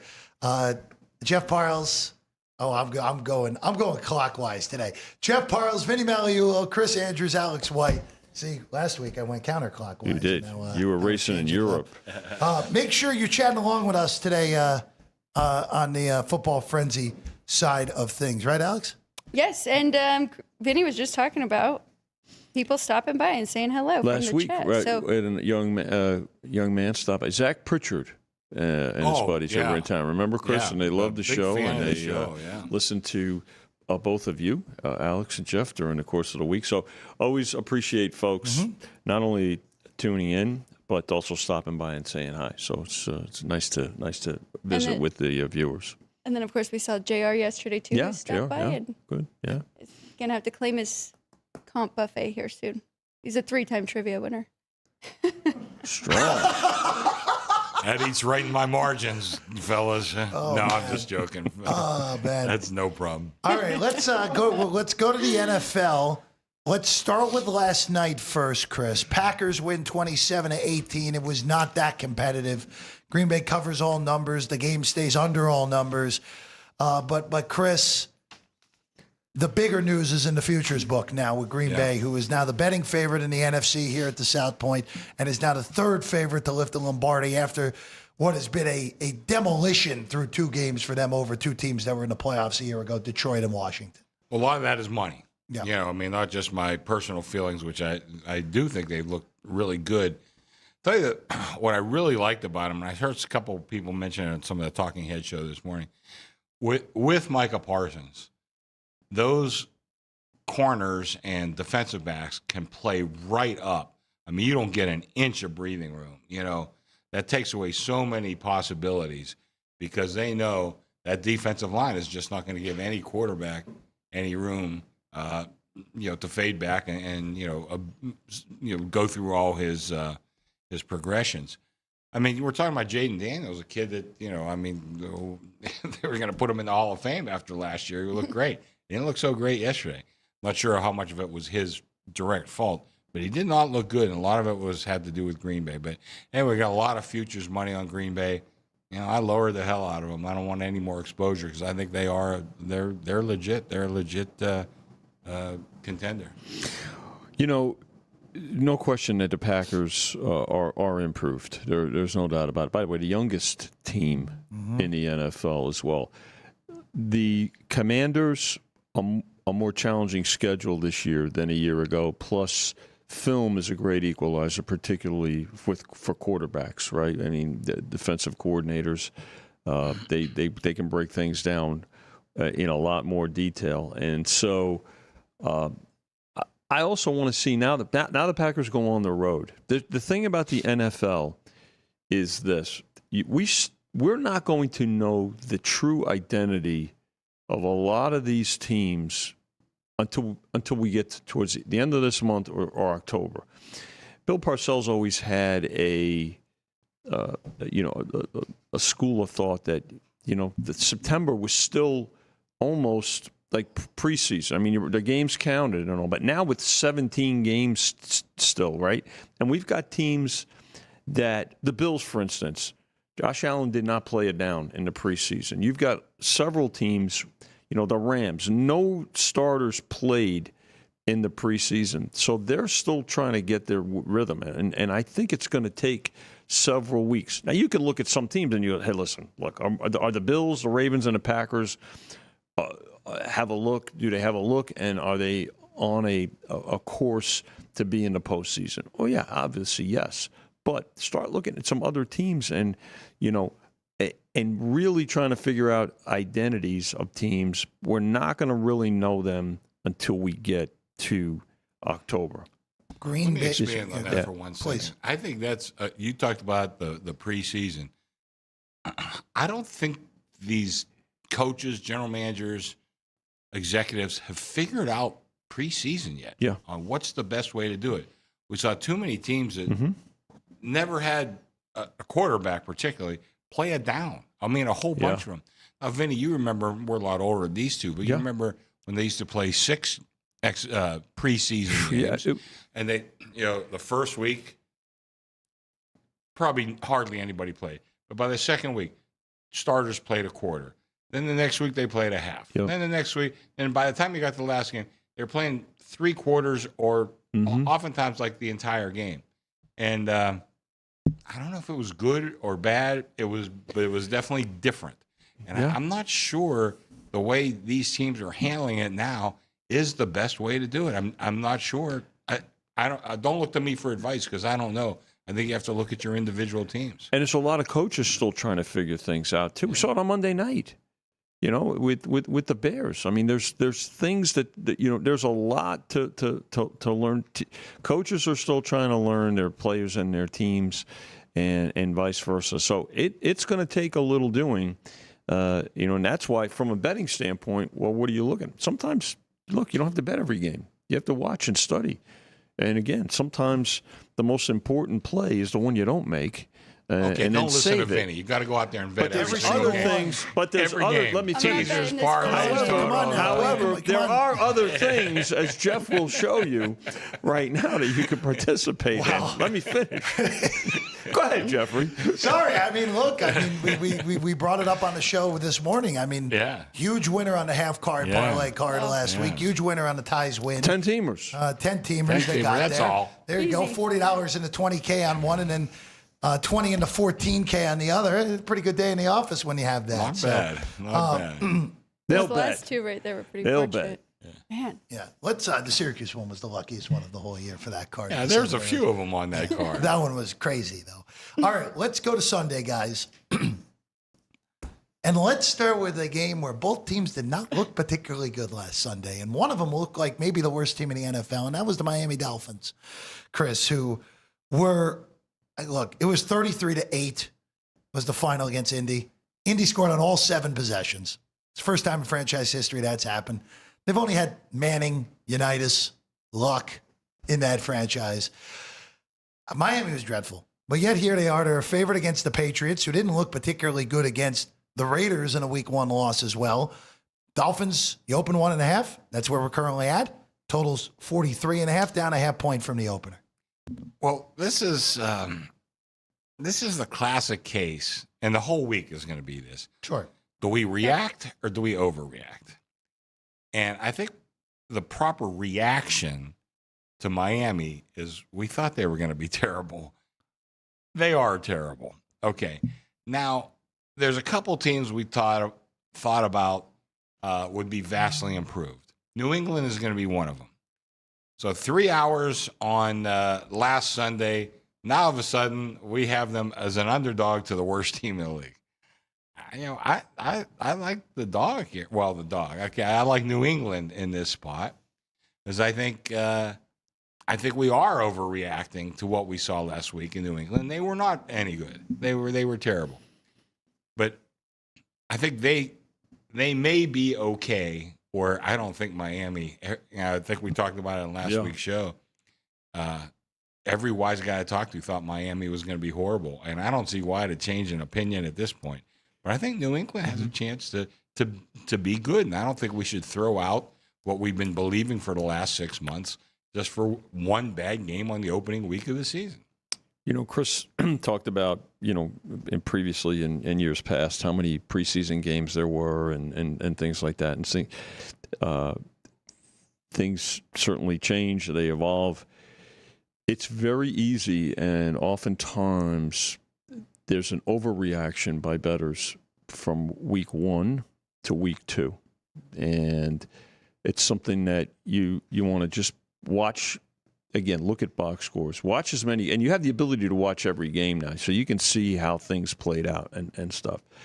I also just said, going into the segment, and talking about the game last night, where not a lot of teams, it's going to take a little while to learn their identity. I got to tell you, I don't think you're going to have to wait that long for the Dolphins. They had a players-only meeting this week. That's not a good sign. In between week 1 and week 2. Think about this. That is extremely telling. It speaks to situations with the coach. It speaks to situations with leadership in the clubhouse and things like that. So I'm not saying that I'm not throwing them out or dismissing them, but which team came out of week one better, even though both of them lost? New England. New England did. Real quick, Alex. New England has not beat Miami in Miami since Tom Brady was there. The last time they beat him was 2019. If we dated back all the way to 2015, New England's only won in Miami twice. This has been a little bit of a house of horrors for the Patriots. Now, early in the season, Miami does get a little bit of a boost in their home field advantage because of the heat. Yeah. Humidity. Heat and humidity, yeah. This one was tough for me because, and Jeff and I, through our previews, I think we were kind of on the same page. We both like New England's win total under. We thought that there was a lot of outside noise, a lot of variables going to save the team in 1 year kind of stuff. And I think we're both higher on the Jets as well in that division. So I don't feel like this is a huge reaction towards the Patriots and them only getting 1.5 points. If anything, I think it's the Dolphins who were in the playoffs 2 out of the last 3 years. But I'm not buying in on them right now. There's a lot of messy things going on there, including the locker room and coaching staff. So pass for me. This one was an easy pass. Just going off what Vinny said, they had a players-only meeting in between week 1 and week 2. That was a really bad sign. Also, I don't know if you saw this. Bradley Chubb was asked what went wrong on defense this after the game in Indy. Well, this is what happens when we're making stuff up as we go. Always a good sign when that's happening. Wow. And who was the one former receiver? I forget who it was. He said the thing about Tua, if you take away that first read, he was dreadful too. Yeah. Take away the first read. And, problems. Listen, Vrabel, I think he is a hell of a coach. He's going to be a hell of a coach. He's also a defensive coach, and he learned a lot under Belichick, and I think he's going to do a lot to take away that first read. Yeah, I thought New England's defense was fine last week. My problems were with May and the offense. It just did not play well against the Raiders last week. All right, let's go to Cincinnati. This is a fascinating game. Both teams won. Cincinnati was not particularly impressive, sub 3 yards per play, but they found a way to win thanks to turnovers and missed kicks by the Browns. The Jaguars, long weather delay in the first half. Lawrence looked much better pre-delay than he did post-delay. Carolina was dreadful. Young looked like he did pre-benching. We're sitting at 3.5 on this one, Chris, and the total is 49, actually down a point from the opener. I made it number 4. So I guess I lean a little bit to Cincinnati, but there's another one. I don't want to overreact to Cincinnati's poor showing. I don't want to overreact to what was a pretty good showing from Jacksonville against a horrible team. Well, since he played a horrible team. Yeah. So I made it number 4. Probably, if I had to play, I'd probably play Cincinnati. But this I'm not that interested here. It is a play. I like the Bengals here. I do think it's an overreaction. 141 total yards for that dynamic offense we saw last year. I think we can see it here against the Jaguars. They're a bad defense, and Cleveland, not a good team, but they do have a pretty good defense. They do. So I'm going to take that away from it. The Jags could move the ball, though, especially on the ground. We talked about ETN, 200 yards rushing. I like the over, too. And we were talking about both of these two separate games. I didn't touch any totals last week. Now I think these two together, we could get some points here. I have a question for you, Vinny, because we're sitting at 3.5 right now. If we're going to go one way or another, are we going down to 3 or are we going up to 4 here? Well, we kissed 4 early in the week. I think we're going to see a toggler here, though, 3.5. Okay. I'm with Alex. I like the Bengals here. That was so bad last week. You have to imagine they'll be a little bit better. And, for Jacksonville, they were fine against a really bad team. You're supposed to beat a really bad team. And credit to them, they did. All right, let's go to Baltimore next. Somehow both of these teams are 0-1. Chris, I know we talked about it on Monday. It's still 5 days after the game, and I still don't know how Baltimore managed to choke that game away against Buffalo on Sunday night. But they did, and they're 0-1. They're 11.5-point favorites against Joe Flacco, old friend alert. Cleveland should have won. They should have beat the Bengals. They were better in everything but turnovers and kicking in that game against Cincinnati, and it cost them in the end. Bettors have taken it with Cleveland. We're down to 11.5 here, and the total's 45. Well, it's another one that my raw numbers, come to 12.5. But anytime you're looking at anything over double digits, beware of diminishing returns. And Bingo that's card. exactly Yeah, that's the old bingo card. But it is true. I mean, teams are not looking to win by 14. They're looking to win, and that's a lot of times if you can get out of here with a win, that's all that matters. And like I said, the raw numbers come a little bit higher, 12.5, but that's not enough to overcome the diminishing returns. Go ahead, have another shot. I've got nothing in this. I think all numbers are correct here. I don't love it for the Ravens because it's some 30-year, even though it was the original Cleveland team, and then Joe Flacco, old quarterback, playing. I don't know. It's a little funky, but the Ravens have to take care of business. They can't start 0-2, especially after they had that game against the Bills. How do Ravens lose? As long as Allen is under center in Buffalo, that team is never out of a game. I mean, I'm not going to anoint them, but think about it, right? And honestly, in the last few years, we've been having the same conversation about the Ravens. Sure. They find ways to lose games with a lead like that, whether it's home or on the road. So that's concerning there. Listen, they're gonna make the playoffs as long as Jackson's there and healthy. But there's no way that game should have gotten away from them. That said, the Browns, look, they had a chance. Those 2 interceptions, too, were not necessarily on Flacco. Those were tip balls by his receivers, right? Fluky plays. And make the kicks. And even with those, all I have to do is make one of the field goals, and they win the game. So make the PAT to tie the game, make the 37-yarder to win the game. But the Ravens come out here with, I think, with a vengeance, with purpose here, and just look to, push and press. Yeah, I'm. They're going to be in every teaser. I know that. Down sub 6 in every teaser. Yeah. Everybody was very fortunate last week in Survivor, right? Not a lot of chaos. Everybody. The Raiders won on the road in New England, but I don't think a lot of people had that. New England was the most. We're going to see chaos. Selected, this week, right? Okay. Could be. New England was the most selected team to lose last week. Who was? New England was the most selected team that lost. Everybody else, the top 6, still were safe, even though Denver gave a nice little scare to people at the I'll tell you what, though, too, about last week. Last week picked up from a money line favorite perspective. Chris and I obviously, pay very close attention to this. But from a money line favorite standpoint, last week picked up right where last year left off. Yeah. Well, thanks for reminding me of that, Vinny. Well, listen, it was the best year for money line favorites last year in like 30 years. Yeah. And they were great again in week 1. They were good last week. One more thing about the Ravens. Please. They're still the Purple Browns. They're named after Edgar Allan Poe, who married his 13-year-old cousin. So keep that in mind. Not my favorite team, just you didn't notice. Spoken like a true Steelers fan. I don't know how to segue to Cowboys and Giants, but we'll do our best. So Dallas, in defeat, I thought looked good until the lightning delay, but the whole lightning delay completely screwed up that game in Philadelphia on opening night. The Giants, and after watching Washington last night, I feel even worse about the Giants than I already did, especially on offense. We're at 5.5 here in this one, Chris, with Dallas laying it. There are a bunch of injuries to be aware of in this game. Yeah. Andrew Thomas is doubtful again, so it would be a stunner if we see him for the Giants. And Deron Bland is going to be out, and he might be out a while for Dallas. So down their second-best corner in Dallas, and, of course, the Giants still down their top offensive lineman like they were a week ago. Also, by the way, the Giants have not scored a week 1 touchdown in 4 years, so we have to remember that when we get to the 20. Right? Yep, and we have to remember that when we get to the 2026 week 1, Chris. Excuse me. I still think we're overreacting a little bit to the Giants, and maybe perhaps overreacting to Dallas too, because they did look good. What were our expectations on Dallas? They were going to be way down. The win total was like what, 7.5? Yep.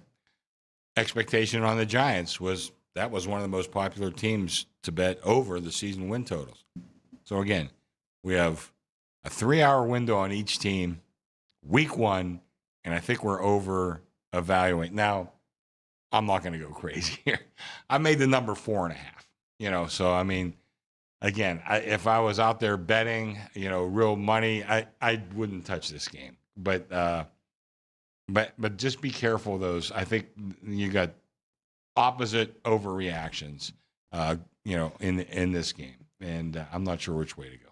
Well said. Not money, But I did use the Giants on a contest play, taking the 5.5 here. I think they can keep it close. The only thing I am concerned about is I could see the Cowboys kind of doing Cowboy things as if looking very good at home, having a very good offense, and then really struggling on the road, and they're back home here. But yeah, to your preseason talk for both of you, I would say don't do what Coach Dable did in starting your rookie and looking fantastic and then not playing him for a few weeks. But it'll be interesting. I'm curious when we will see Jackson Dart. I think Dallas is going to be a popular survivor pick this week. That scares the hell out of me a little bit.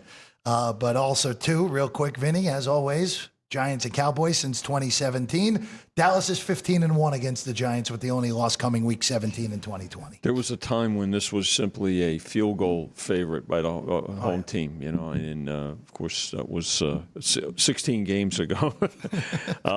Listen, it's just about the number, right? This is a classic example of the number, right? Chris mentioned. I mean, laying 5.5 with the Cowboys taking 6. We did touch 6, and when we did, it was a play on the Giants. That said, we're going to need the Giants in this game because of multi-leg parlays and teasers. Benny, I'm still pissed off at the holding call on Charles Way. I think it was 1993. Yes. The mysterious call on the Giants that gave Dallas a touchdown, put them in the Super Bowl. Well, still getting over that. Yeah. Let's go to never forget those as bookmakers. No. I'm sure you that was a bad one. Let's go to Tennessee next. Hey, well, way back in the day, we can say this is the Kurt Warner. This is the Kurt Warner Super Bowl matchup, as we know. Oh God, that was another one. I'm sorry, man. You guys are salting my wounds. What are you doing? I'm not even doing anything. 2000. I thought we were all friends. 2000. Well, isn't this a similar line to what that game closed? Right, 5.5 with the Rams. Right, no, it was 7. It was 7. 6.5, 7. Oh, 6.5, 7, because of course the game landed 7. Yes. Rams. 5.5 in this one. Torture. Laying it with the Rams on the road in this one. Chris, you mentioned before, react, overreact. Rams defense was awesome against Houston. Their offense didn't do much in a 14-9 win. Cam Ward was dreadful against Denver on opening day. I think we're overreacting a little bit, though, because that was a top-flight defense, and you had to play him at Mile High. That's a really hard spot for a rookie quarterback to make his NFL debut in. I think Cam Ward is not ready yet. That's my opinion. Yeah. And again, if you look at the Rams, that was one of the most popular teams as long as we thought Stafford was healthy. Sure. Over season win totals, yes, to make the playoffs, to win the division, all that. I'm not sure Cam Ward is ready yet. Everything I've read about this kid is positive. I mean, virtually every single thing. But I don't think he was ready yet. And I'll tell you what, I would tell guys, I saw this interview, I think it was this past week, with Tom Brady. He was on Colin Cowherd's show about developing quarterbacks. And they have not developed this kid yet. And they've got a long way to go.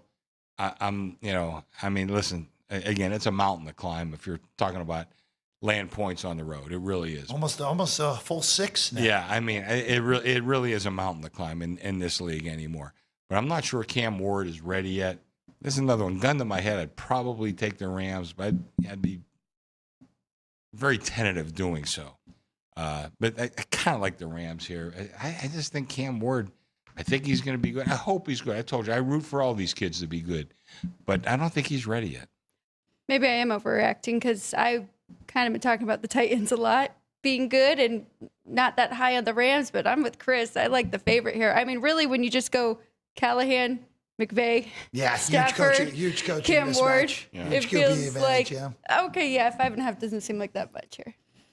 Took the 6 right when we went. Again, I think it's going to be another a game just like the last game about the number. We're going to need the Titans in this game, and I think this will be more of a casual better versus a professional better game, if anything. When it gets to 6, they'll take it.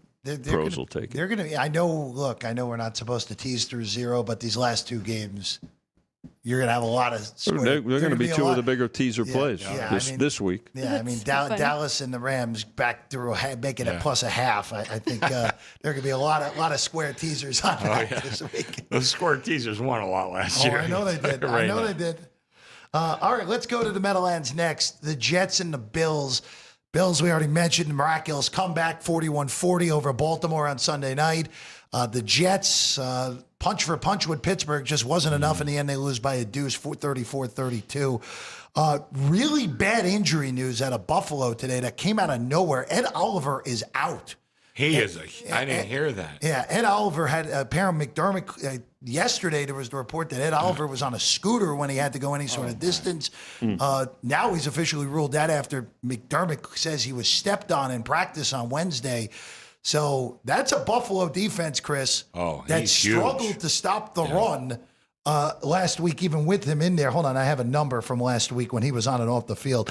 Ed Oliver on the field, successful rushing rate for the Ravens last week was 38.9 with Oliver on the field. Out of 100? Out of 100%. Okay. With Oliver off the field, the successful run rate was 73% for Baltimore. Means a little bit. So that would have been the worst in the NFL by 20% last year, that number with Oliver off the field. And the Jets ran for over 200 yards against Pittsburgh last week. Well, I already kind of like the Jets a little bit, just the spot for Buffalo coming off that huge win. And the Jets, we liked them in the preseason. I thought that they were going to be pretty good. Now, Ed Oliver, man, that guy, for casual fans that may not even know his name, he is such a huge part of that defense. And one of the things that we liked about the Jets was their offensive line. We thought that improved quite a bit. Well, I'll tell you, that's a bad injury in a bad spot, I think. I didn't have them on my list, but I'm going to kind of think about that. What's the highest you see right now? All the sevens that were there early in the week are gone. Yeah, that figures. It is 6.5 basically blanketed across everywhere at this point. I think if you could find a 7, that might be worth a play. My number 4, 4.5. So I like it here. 2-point difference. I already like the Jets as well. I did too. I just thought the spot, and I like what I saw with them and Pittsburgh. So this was the quickest move when the numbers went up last week. They grabbed the 7 right away. So, by the way, Chris and I were talking about this too. Yeah. This is something, really in recent years have to pay attention to. So the NFL puts out the injury reports on Friday. And by the way, Cook looks like he's going to go he's for good. He was removed from the injury Bills. report. He's good. And again, they have to put it out, pay attention to the injury report. But then here's the other thing. There are so many more players listed as questionable because what happens now on Sunday morning at about between 8:30 and 9 o'clock our time, right, are the more detailed, right? I mean, this is actually who's playing, and this is not. This is who's out. So it used to just be on Friday. Now, listen, everybody's vying for information, better and bookmaker alike. But I have to tell you that the actives and inactives list is even more important these days, I think, than the Friday injury report. You've got time to digest this now. When it comes to Sunday morning, it's quick because the numbers move quick too. So there's that element to pay attention to. How is anyone getting a stop in this game? That's my question too, where the Jets defense, at least their pass defense last week, other than Gardner, was awful against Pittsburgh. There were guys running wide open all game. Yeah, just run play action and hit the running back out of the backfield. Too soon. And then for Buffalo, like we just mentioned, without their best defensive player, Buffalo's, and this has always been the case with Buffalo. Buffalo is soft stopping the run. That's kind of been their MO with McDermott there through the years. I think this is, I know that we don't like going over in games where one of the teams is going to want to run the ball 30 times, but I think over, and the market's played it up to 47, and I'm with you guys. I like the Jets. I think this game screams Buffalo by a field goal more so than anything, where the Jets will have 2 one-score losses at the end of the weekend. All right, let's go to Detroit, a battle of 0-1s. Boy, Chris, the Bears really needed to get that on Monday night. They really needed that game, especially with how badly McCarthy played the first 3 quarters, and then Santos misses the field goal, and the lights just went out for Chicago as they get dominated in the fourth. Lions were pretty bad themselves on Sunday. They look like a team with 2 new coordinators. This open 4.5, you're up to 6, and the total is 46.5 on this one. Not a number play, but I kind of like the favorite here. That interview I was talking about, Cowherd, provoked Brady by talking about what's his name? On the Bears? Williams. Caleb Williams. Yeah. Sorry. And again, it's too early to tell. But that was Brady's point. They have not had a chance yet to develop Caleb Williams. And is Ben Johnson going to be the guy? Maybe. He certainly has a pretty good track record of developing quarterbacks, but he hasn't done it yet. And Jared Goff, the guy's had a lot of success, and you're hearing some of these numbers. Well, without Johnson and without McVay, his numbers are terrible. I think you're kind of picking and choosing there because, he did have a period where he was not a great quarterback, but he's really kind of found himself. And I think the culture that Detroit has built, I think, is strong enough to overcome the loss of these 2 coordinators. Maybe not for the entire season. Maybe not even week 2. I don't know. But I think they have a strong enough culture, and I think they have a good roster as well, that I think Detroit is the right side here. I'm with you. Especially, I think it's the roster. I think they have a ton of talent around Jared Goff. We got to find a way to get Jahmyr Gibbs and Montgomery going, though, because their run game was awful. But look how good Green Bay was last night. So could be a little bit of that as well.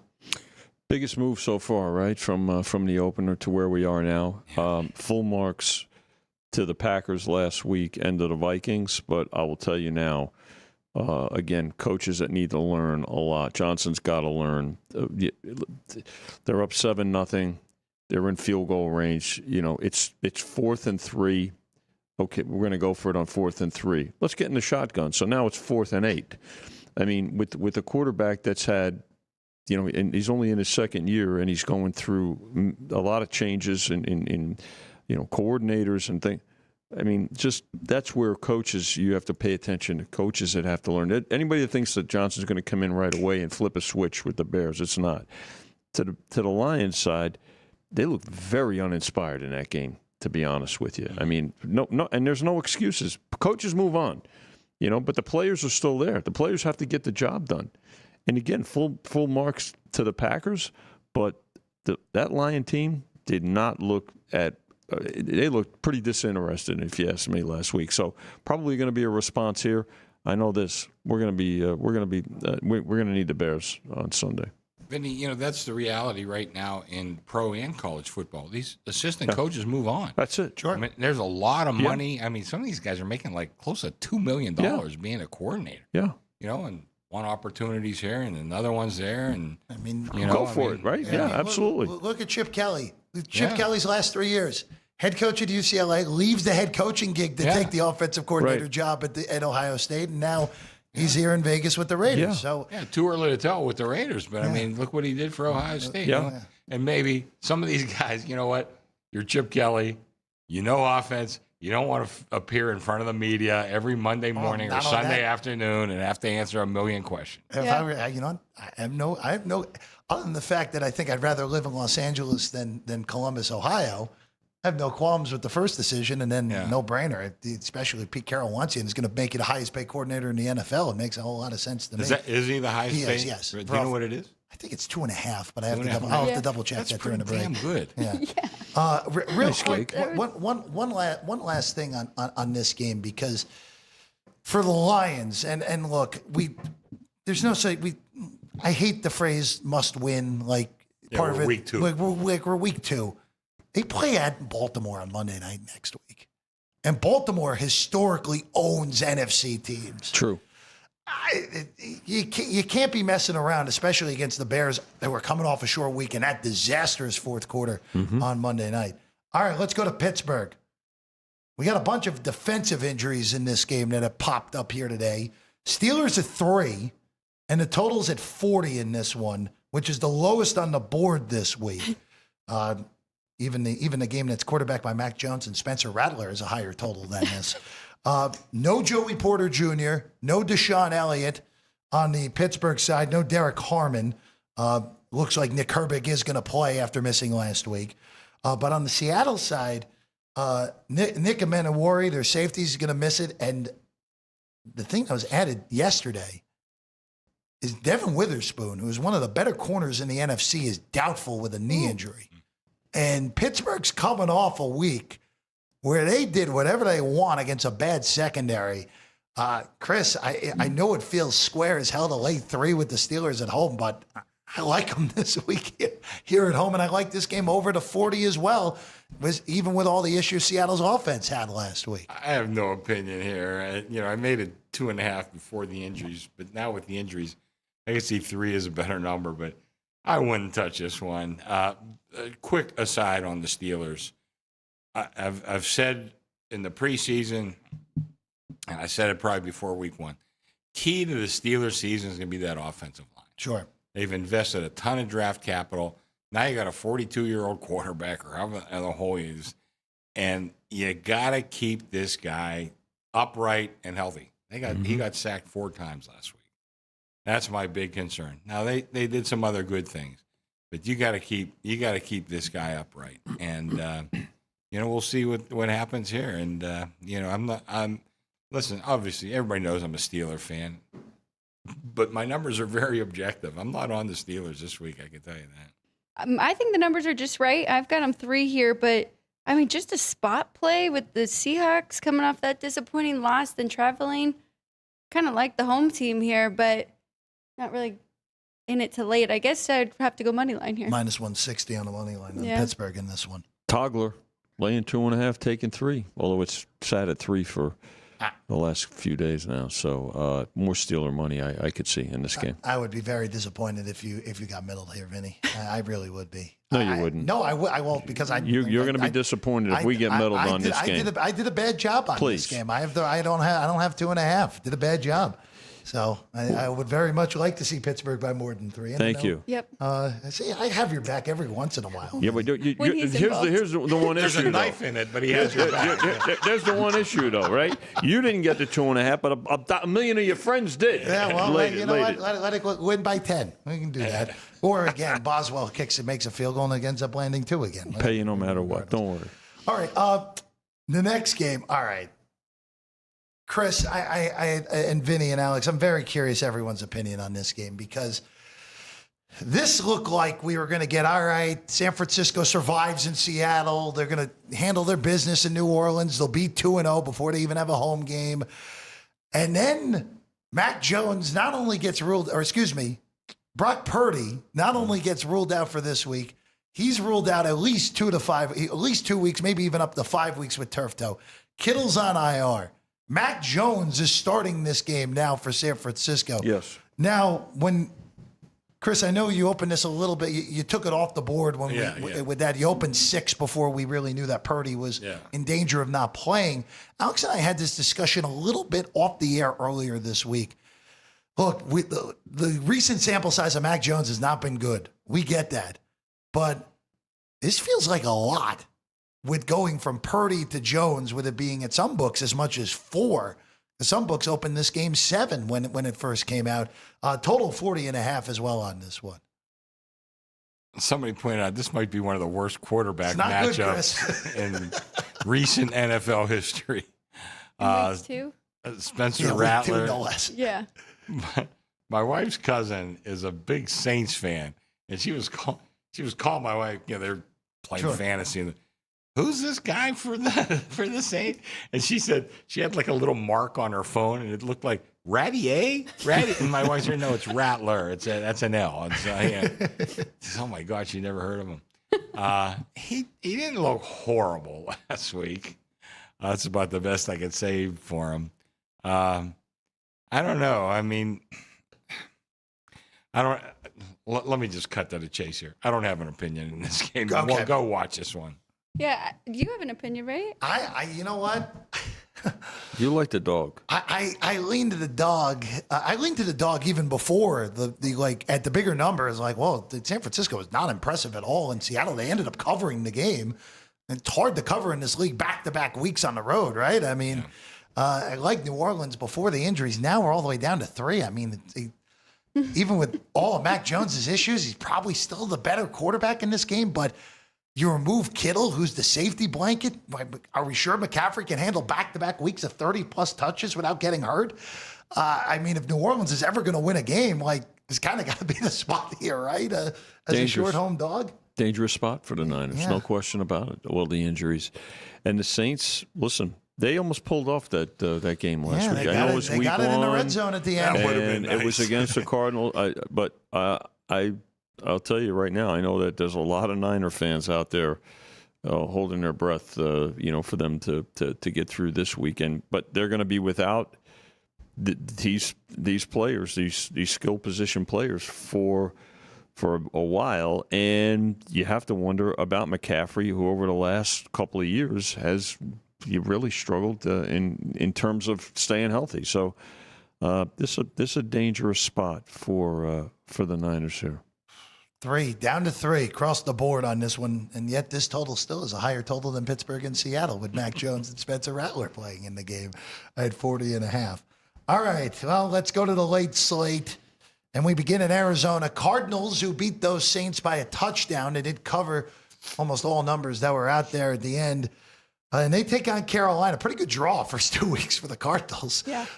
Carolina was dreadful against Jacksonville. And Bryce Young looked like he reverted to pre-benching, which, if that's going to happen, that's a very bad sign for Carolina and a very bad sign for Bryce Young himself. We're a touchdown right now on this one. You opened 6.5. They laid it to you. And the total's at 44.5, which is a point down from where you guys opened this. Well, I talk about points being a mountain to climb. Not so much when you're at home and you're playing maybe the worst team in the league. I mean, they got to be right there. Coming out of college, I remember telling everybody I did not like Bryce Young. I was a C.J. Stroud guy all the way. Now, CJ went backwards a little bit last year, but I really think that was the offensive line more than anything. Young, I just don't see where this guy is a pro quarterback. I really don't. And, everybody knows I'm not a big Arizona guy because I don't like Murray. I think he's just too little. But he shows flashes. Sure. He definitely does. And I think in a spot like this, I like Arizona. And I use this in my contest plays. I like Arizona here. I have nothing really. I mean, I made it 8.5, so lean to Arizona. I think they can get it done here. Made a case for the Panthers last week because I really am not high on the Jags either. But, geez, I mean, they even had a few chances and really could not do anything offensively. So no reason to jump in here and think 7 is enough to keep it close. But wasn't it after week 2 that Bryce Young was benched last year? It was week 2, and then Carolina came to Vegas and smoked the Raiders and is like, well, I guess Andy Dalton's the fixer. And then Young came back. I think it was week 8 Young came back and then actually played well down the stretch last year. Yeah, so do you think we could see it again if this is a blowout? No. We get Andy Dalton again? Yeah, I don't think we'll see that not again. this time? I don't think so. No. If we do that, we might not see Bryce Young again if that happens to be the case. 7 here. This is about turnovers, right? If you like the Panthers, you got to hope for a couple of turnovers, and this will be another massive money line parlay and teaser game to the favorite. So Down to 1. no doubt about it. I mean, that's what you're going to see, and even though that, at one point you get down to 6.5. They took the 7. Again, a play on the number. It's been at 7 now, back to 7 for the majority of the week, and the public is going to be all over the Cardinals here, no doubt. Let's go to the next one, an AFC matchup that, quite frankly, I'm very confused by this week, Chris. Denver was unimpressive. Their defense was great against a rookie quarterback. Nix did his best in that game to keep Tennessee in the game with 3 turnovers. Really, the whole sequence of the game. They muffed the punt inside their own 25-yard line, and Cam Ward goes 25 yards back, and they're out of field goal range. Denver ends up winning, and you got middled on that game. Sorry, Vinny. No, you're not. I had under, so I was. You're not sorry. Don't act like you're sorry. Indianapolis was awesome last week, but it's a question of, was that them or was that Miami for how good, for part of the reason that they looked as good as they did? You opened 2.5. You're down to 1.5 with Denver laying it on the road, and the total is 43.5 in this game. I may be a victim of what I was saying earlier. I think I may be overreacting here, but nonetheless, I do like the Colts in this spot. I think they showed that they're actually pretty decent. And Daniel Jones, let's not forget the guy was a first-round draft pick. And is he the new Sam Darnold? I don't know if I'm ready to go that far. But maybe we were a little bit too high on Denver. That was a team that, again, in the preseason, everybody loved Denver. They were going to win the division and be very live to go to the Super Bowl. I think that was probably the overreaction. At least that's my judgments at this point in time. I like the Colts in this spot. I think they take care of business here at home at a very, very, very cheap number.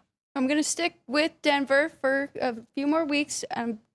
I think that they can turn it around. I think Bo Nix has enough experience and games under his belt where he can have a bad game here or there, and it just happened to be the first game of the season. I'll see. So I like Denver in this spot. I do like Daniel Jones, though, and I like their defense, but I love Denver's defense. And as long as they can keep playing that way and keep them in games, I think Bo Nix can turn it around. Sean Payton. Oh, sorry, Alex. Yeah, it's okay. Sean Payton can't be as, I'll say, arrogant this game as he was last week against this team and this quarterback, going for it on 4th and long, in the middle third of the field and doing. There's no way that the Broncos can play this game the way they played last week, and get away with it. Again, not taking full marks to the Broncos. Their defense is terrific. And they were missing a couple of defensive players last week as well. So you can check the injury report to see if some of them are going to be back. The Colts are good. Colts are in their division. They're good. They're legit. They can run the ball. It's not too soon to say that they are live for that division. Yeah, right? No, definitely. They can run the ball. Daniel Jones is an experienced quarterback. To Chris and Alex's point, he can run when he has to run as well too. So again, not to overreact, but listen. If you like the Colts in this game, take your even. Take even money. You don't have to lay any vig. I like this game under 43.5. Denver's defense is one of the 3 best units in the NFL, and boy, coaching matters. I know it was only 1 week, and Miami was a mess, but going from Gus Bradley to Lou Amaruno as your defensive coordinator, that's a pretty significant jump. I know Amaruno had his struggles last year in Cincy, but I thought that was more the personnel, more so than him. But boy, Indy's defense looked like a monster last week, and Bo Nix, as long as he's not creating points for Indianapolis, I think it's going to be hard for both of these teams to score in this game. So I like it under the 43.5. All right, let's go to the Super Bowl rematch. Philadelphia, Kansas City, Middle America. Pick 'em at the open. Not anymore. Philadelphia's a 1-point favorite, and they've been basically the whole week, Chris. Total's 46.5, which was bet up from the opener of 45.5. Well, Kansas City is a mash unit at wide receiver at this point. I mean, we're dealing with Hollywood Brown at this rate. We're dealing with again, just guys behind him at the wide receiver position that aren't particularly good.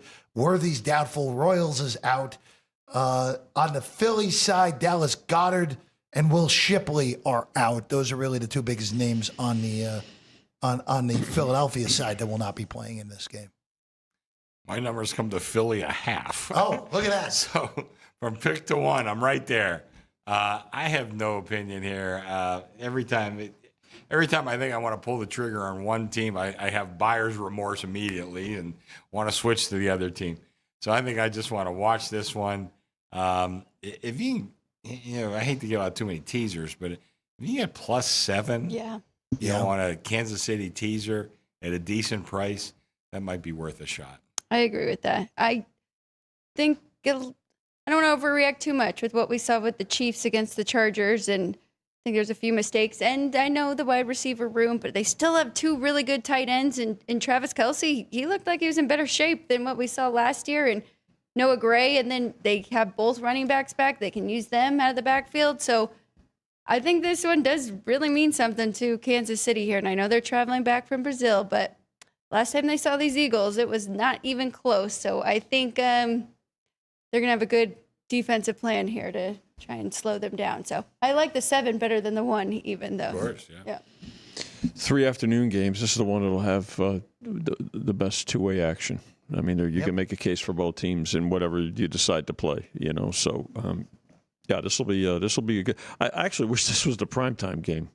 I'm a little surprised it's not. No, yeah. When you look at it, whether it would have been on, last night. Again, not to take away from any other teams, but when you consider that it is the Super Bowl matchup, I know. I'm a little surprised that it's not. It wasn't either last night or the Sunday night game or even one of the Monday night games. So Yeah, but, I'm with you, man. Right? We'd have done Even so more much business, if yeah. this was the Sunday night game. Yeah. Yep. Got all we got. Isn't it kind of weird to see Kansas City as a home underdog and not be like jumping at it immediately? It just kind of shows like what this matchup is and shows. Oh, I said last week, I think they're going to be down this year. Yeah. For sure. All right. Let's actually go to someone who has an opinion on this game real quick. Our NFL Cup of Joe. Joe D'Amico's got to play on this game. Oh, okay. So let's hear from Joe right now. What do you got, Joe, on Chiefs and Eagles here on Sunday afternoon?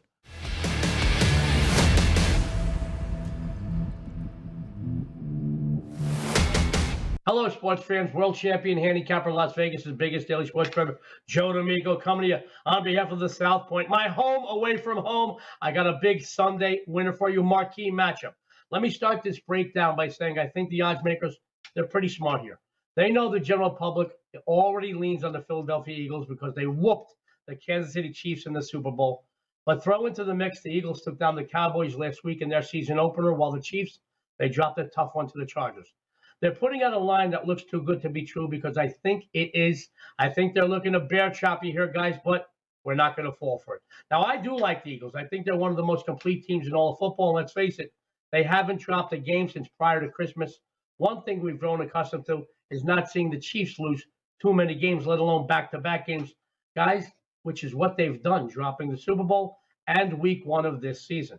Last week's loss, very uncharacteristic for KC. Even though they averaged 6 yards a play, they had 2 failed red zone trips and 10, count them, 10 penalties, very uncharacteristic. This is a game Andy Reid, Patrick Mahomes and company has had circled since the schedule came out. Granted, they lost a receiver, but the Eagles also lost one of their anchors on their offensive line, so this kind of negates each other, guys. Earlier in this breakdown, I said Philly is one of the most complete teams in all the NFL. This is true. But one thing they don't have, guys, Patrick Mahomes. The general public is going to be all over the Eagles here on the line. It's going to go up. And when it does, I'm going to wait patiently, and I'm going to hit the Chiefs, and I'm going to take my bookmakers' money, and you will too if you follow me on this one. Take the Chiefs, my friends. This is Joe D'Amico. Good luck, and have a winning day.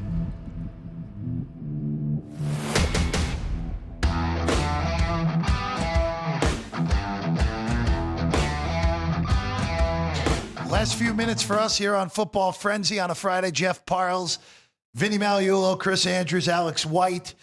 3 games to go. By the way, big thanks to our guy Joe D'Amico on Cup of Joe. You heard him twice here today on a pro and a college pick. All right, let's go to Minneapolis. Falcons and Vikings. I mean, if you could have drawn up a script for how Atlanta would lose in week 1, you honestly could not have written a more perfect 2000s Atlanta Falcons script. Michael Penix leaves an unbelievable drive to take the lead with less than 90 seconds left. The defense fails, and then they miss a makeable field goal that would have forced overtime. Honestly, absolutely perfect for what the Falcons have been over the last 10 years since the 28-3 game. Minnesota, I mean, look, I know it's been a lot of detraction of the Bears after that, but my goodness, what a fourth quarter for the rookie. Well, essentially the rookie. I know he's not technically a rookie, but in his first NFL start he was basically unplayable for 3 quarters. Mm-hmm. And McCarthy was awesome in the fourth quarter. Vikings come back, they win. They also show why they're a well-coached team with that whole scenario at the end where Johnson wanted Santos to kick the ball through the end zone. Santos was not capable. Kevin O'Connell's like, let's go, let's go. Yep. Got it under the 2-minute warning, and that ended the game, basically. With that said, there are a lot of injury problems on the Minnesota side right now. Blake Cashman, their best linebacker, went on IR this week. We don't know if Christian Darrisaw has been ruled out. Jeff Okudah has been ruled out. Andrew Van Ginkel has been ruled out. He's big. There are a lot of injuries on the Minnesota side, and that is the main reason this is dumped, Chris, from 5.5 to 3.5 with the Vikings laying it at home on Sunday night. I mean, without the injuries, I make it higher. But, I mean, you have to look at that. And that's one of the big things in the NFL. You have to really take a look at that injury report.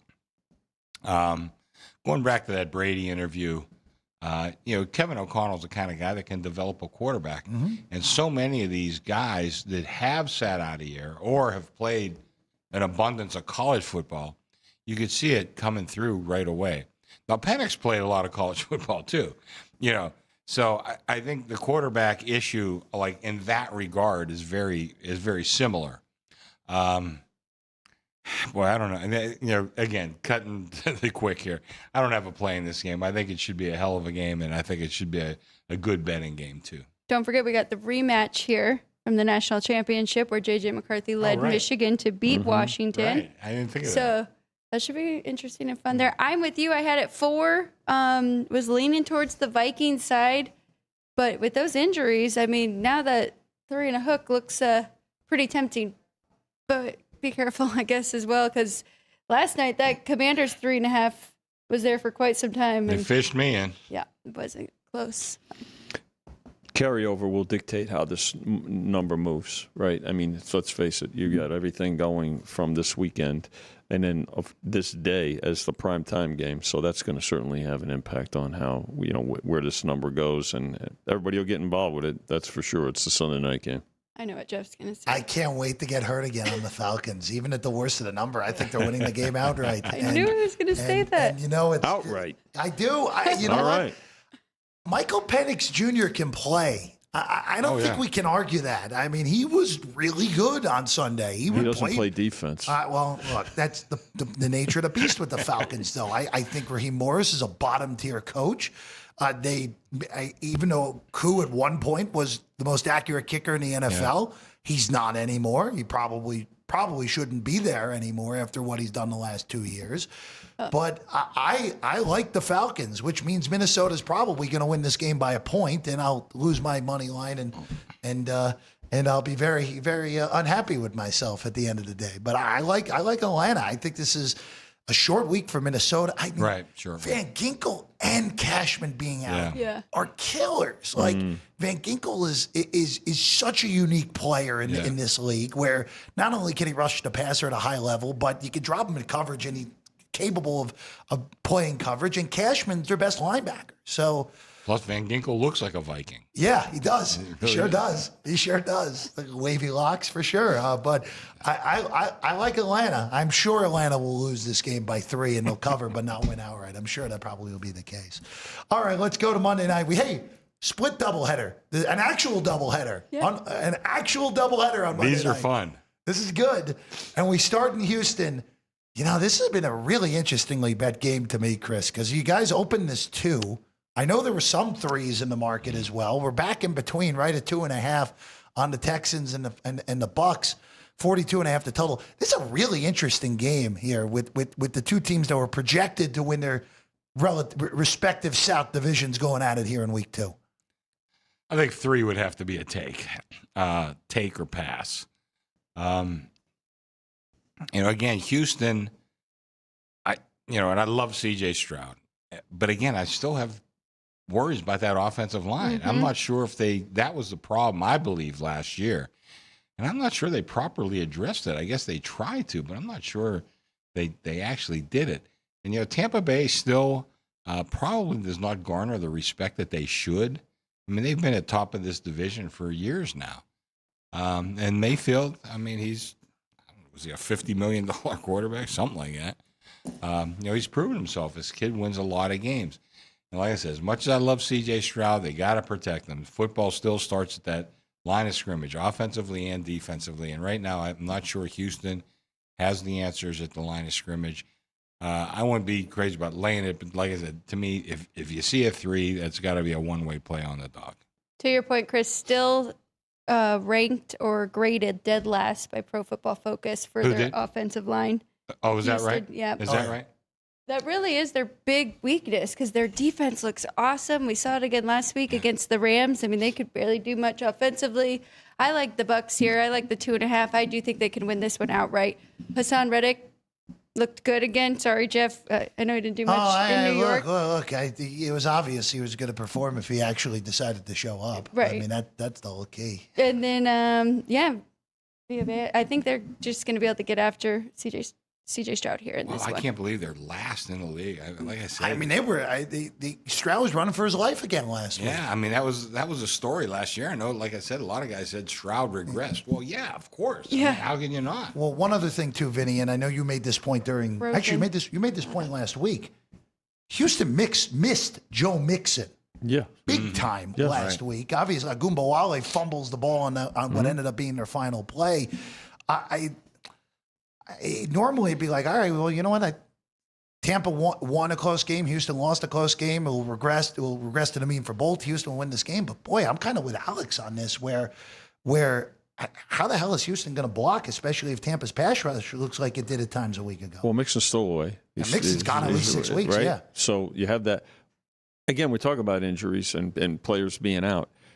Buccaneers are getting people back now, too, right? Evans is going to be back, or supposed to be back, but they've got some other folks that are coming back on both sides of the line of scrimmage. And tell you what, Mayfield's a warrior. I've said it before, and he just continues to battle, and he doesn't get a lot of the credit and the publicity as a lot of other quarterbacks, but you know what? Think about his career.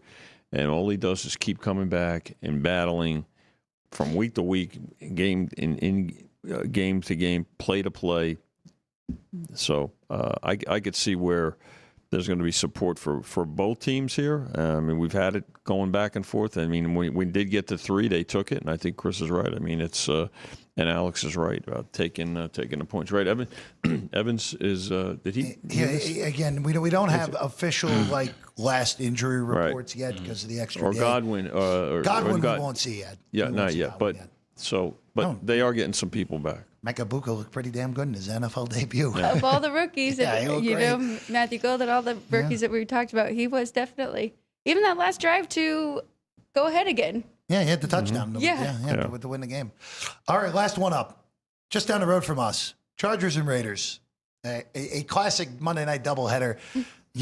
So the biggest thing in this game is let's see what happens with Brock Bowers through practice. Didn't practice yesterday. The expectation is he still is going to be able to go in this game. Chris, we kind of talked about this actually earlier in the week, you, me, Alex, and Ryan. Alex and I were kind of in the camp of we're a little surprised that this was north of 3. And then you're like, oh, my numbers came to north of 3. Yeah. And, I'm just interested here of both these teams won last week as underdogs. Mm-hmm. How much of it was what we saw last week real for both of these teams? Is the Raider defense really that good like they showed against New England? Is the Charger passing game that good like we saw in Brazil against Kansas City? I just want to see what's real from week 1 between these two teams. Hey, look, whoever wins this game could be in the driver's seat in the AFC West if Kansas City goes down to the Eagles on Sunday afternoon. Well, to answer your questions, I think the Charger passing game is for real. And one of the things I talked about on our show Monday, I was very impressed with Jim Harbaugh making his adjustments at halftime. And he's always been a run-first coach. I mean, I said it then, all the way back when he was a coach at San Diego University. He's a run-first coach. But he saw opportunities for the passing game in that second half, and he kind of let Herbert go. And we've always kind of been waiting for Herbert to make that leap to that highest echelon. He's been this close. He hasn't quite gotten there. I'm kind of optimistic that he could get there this year. Yeah. Like I said, he's now had Harbaugh for a couple years, and I think Harbaugh's always been a winning coach. Let's not forget, he got the best out of Colin Kaepernick, too, who wound up, well, say whatever you want. He was not a great quarterback, but Harbaugh got the most out of him. Kaepernick, they almost won the Super Bowl with Kaepernick. I know. I mean, Alex Smith was nothing in his career, and they made the NFC Championship game right away. I'm telling you, I really think that he may make that. I'm not ready to do it yet, but he may make that leap this year. And kind of like the Chargers in this game. And But that being said, I really think you have a new attitude with the Raiders, and Pete Carroll, I think, was the right guy for that job, and he's got Chip Kelly calling the offense, and their defense looked pretty good last week. I'm not sure that's sustainable, but I think it might be. I think they're pretty legitimate, but I think in this spot, I kind of like the Chargers. I tweeted MVP season loading for Justin Herbert, and I was semi-serious because I do think that he could have a really outstanding year here, second year with Harbaugh there. I don't know if the Raiders defense is that for real. I do like Crosby and Kuntz. They can get to the quarterback. Just this spot, I really do like the Raiders getting 3.5 at home. Chargers traveling back, of course. That's a concern. Yeah. But I did like the Chiefs, who are also traveling back, so it's tough. But, I mean, division matchup, the coaches know each other very well. So I think getting 3.5, I do think what is real from the Raiders that we can take away is their offense. With Chip Kelly, even if they don't have Brock Bowers, they got Michael Mayer, who was great in that first game too. So I think offensively the Raiders can hang around in this one. Now, Chargers, I do believe in their defense as well, so and it won't be easy. I'll tell you what, a good game to finish off a really exciting week here in town. Don't forget, we have the Crawford Canelo fight as well this week. Yeah. This is going to be a really good weekend in Las Vegas, and a lot of folks are going to stick around for not only the fight, but stick around for this game, too. Yeah. Monday Night Football, 7 o'clock. Don't you love being on the West Coast? That's perfect, Vinny. Sorry, all you folks back east. Yeah, who cares about them, right? But you know what? Hawaii would be a little too early. Yeah. We're in the sweet spot. But this game here, again, there'll be plenty of action. There'll be plenty of interest on both sides. I mean, it's obviously, right now it's a toggler. But like I mentioned about these other games, what's gonna be going to it? It's going to be a big decision either way because of how it's positioned. And again, anytime we get on our side of the counter a Monday night doubleheader, it's a thrill because it's just great for business. I'm with Alex. I lean the way of the Raiders. The only concern that I have in this game, more so than anything, goes back to the lack of a true run game for the Raiders last week against the Patriots, and I think they'll need it this week. Yeah, I think the Raiders are their offensive line. They're good pass blockers, but I don't really buy them yet as run blockers. And in this sort of game, I think you're going to need Genty and that run attack to get going. It never really got going in Foxborough. Their pass game was obviously splendid. Both tight end Bowers before the injury was Brock Bowers. He's the best tight end in the NFL at this point. And it was nice to see Mayer finally, he was great at Notre Dame. And he never really has hit it at the NFL level. But lean to the Raiders, not strong, but I'm curious to see how this game gets bet because I'm sure – Chris, Vinny, you guys will get plied with money on Monday at this game, especially with it being the later start time. Oh boy, be a fun handle game for you guys on Monday. We have a lot of business that day. Yep. A lot of business. Chris, before we get out of here today, anything in the NFL you're looking at here in week 2? I got 3 games I kind of like. I like New England. I like Arizona. And I like the Colts. That is 2 dogs and 1 favorite this week. Guys asked me in my call. I'm in that contest, so I don't want to put it out before 5. But I'll post my plays in college at 5. And last week I was 2-3 in the pros, 4-2-1 in college. So I'll take 66%. There's nothing wrong with that. Yeah. No. Say the very least. All right. Shout out to the chat, by the way, for hanging out with us. Minidar, Daryl. Our guy Ryan Dean is on the Chiefs this week and likes the Texans as well. So shout out to everyone who was in the chat today.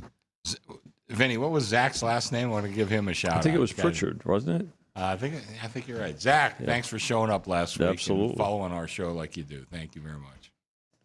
Yeah, Zach Pritchard. There we go. Shout out to Zach as well. But for us, we're back every week.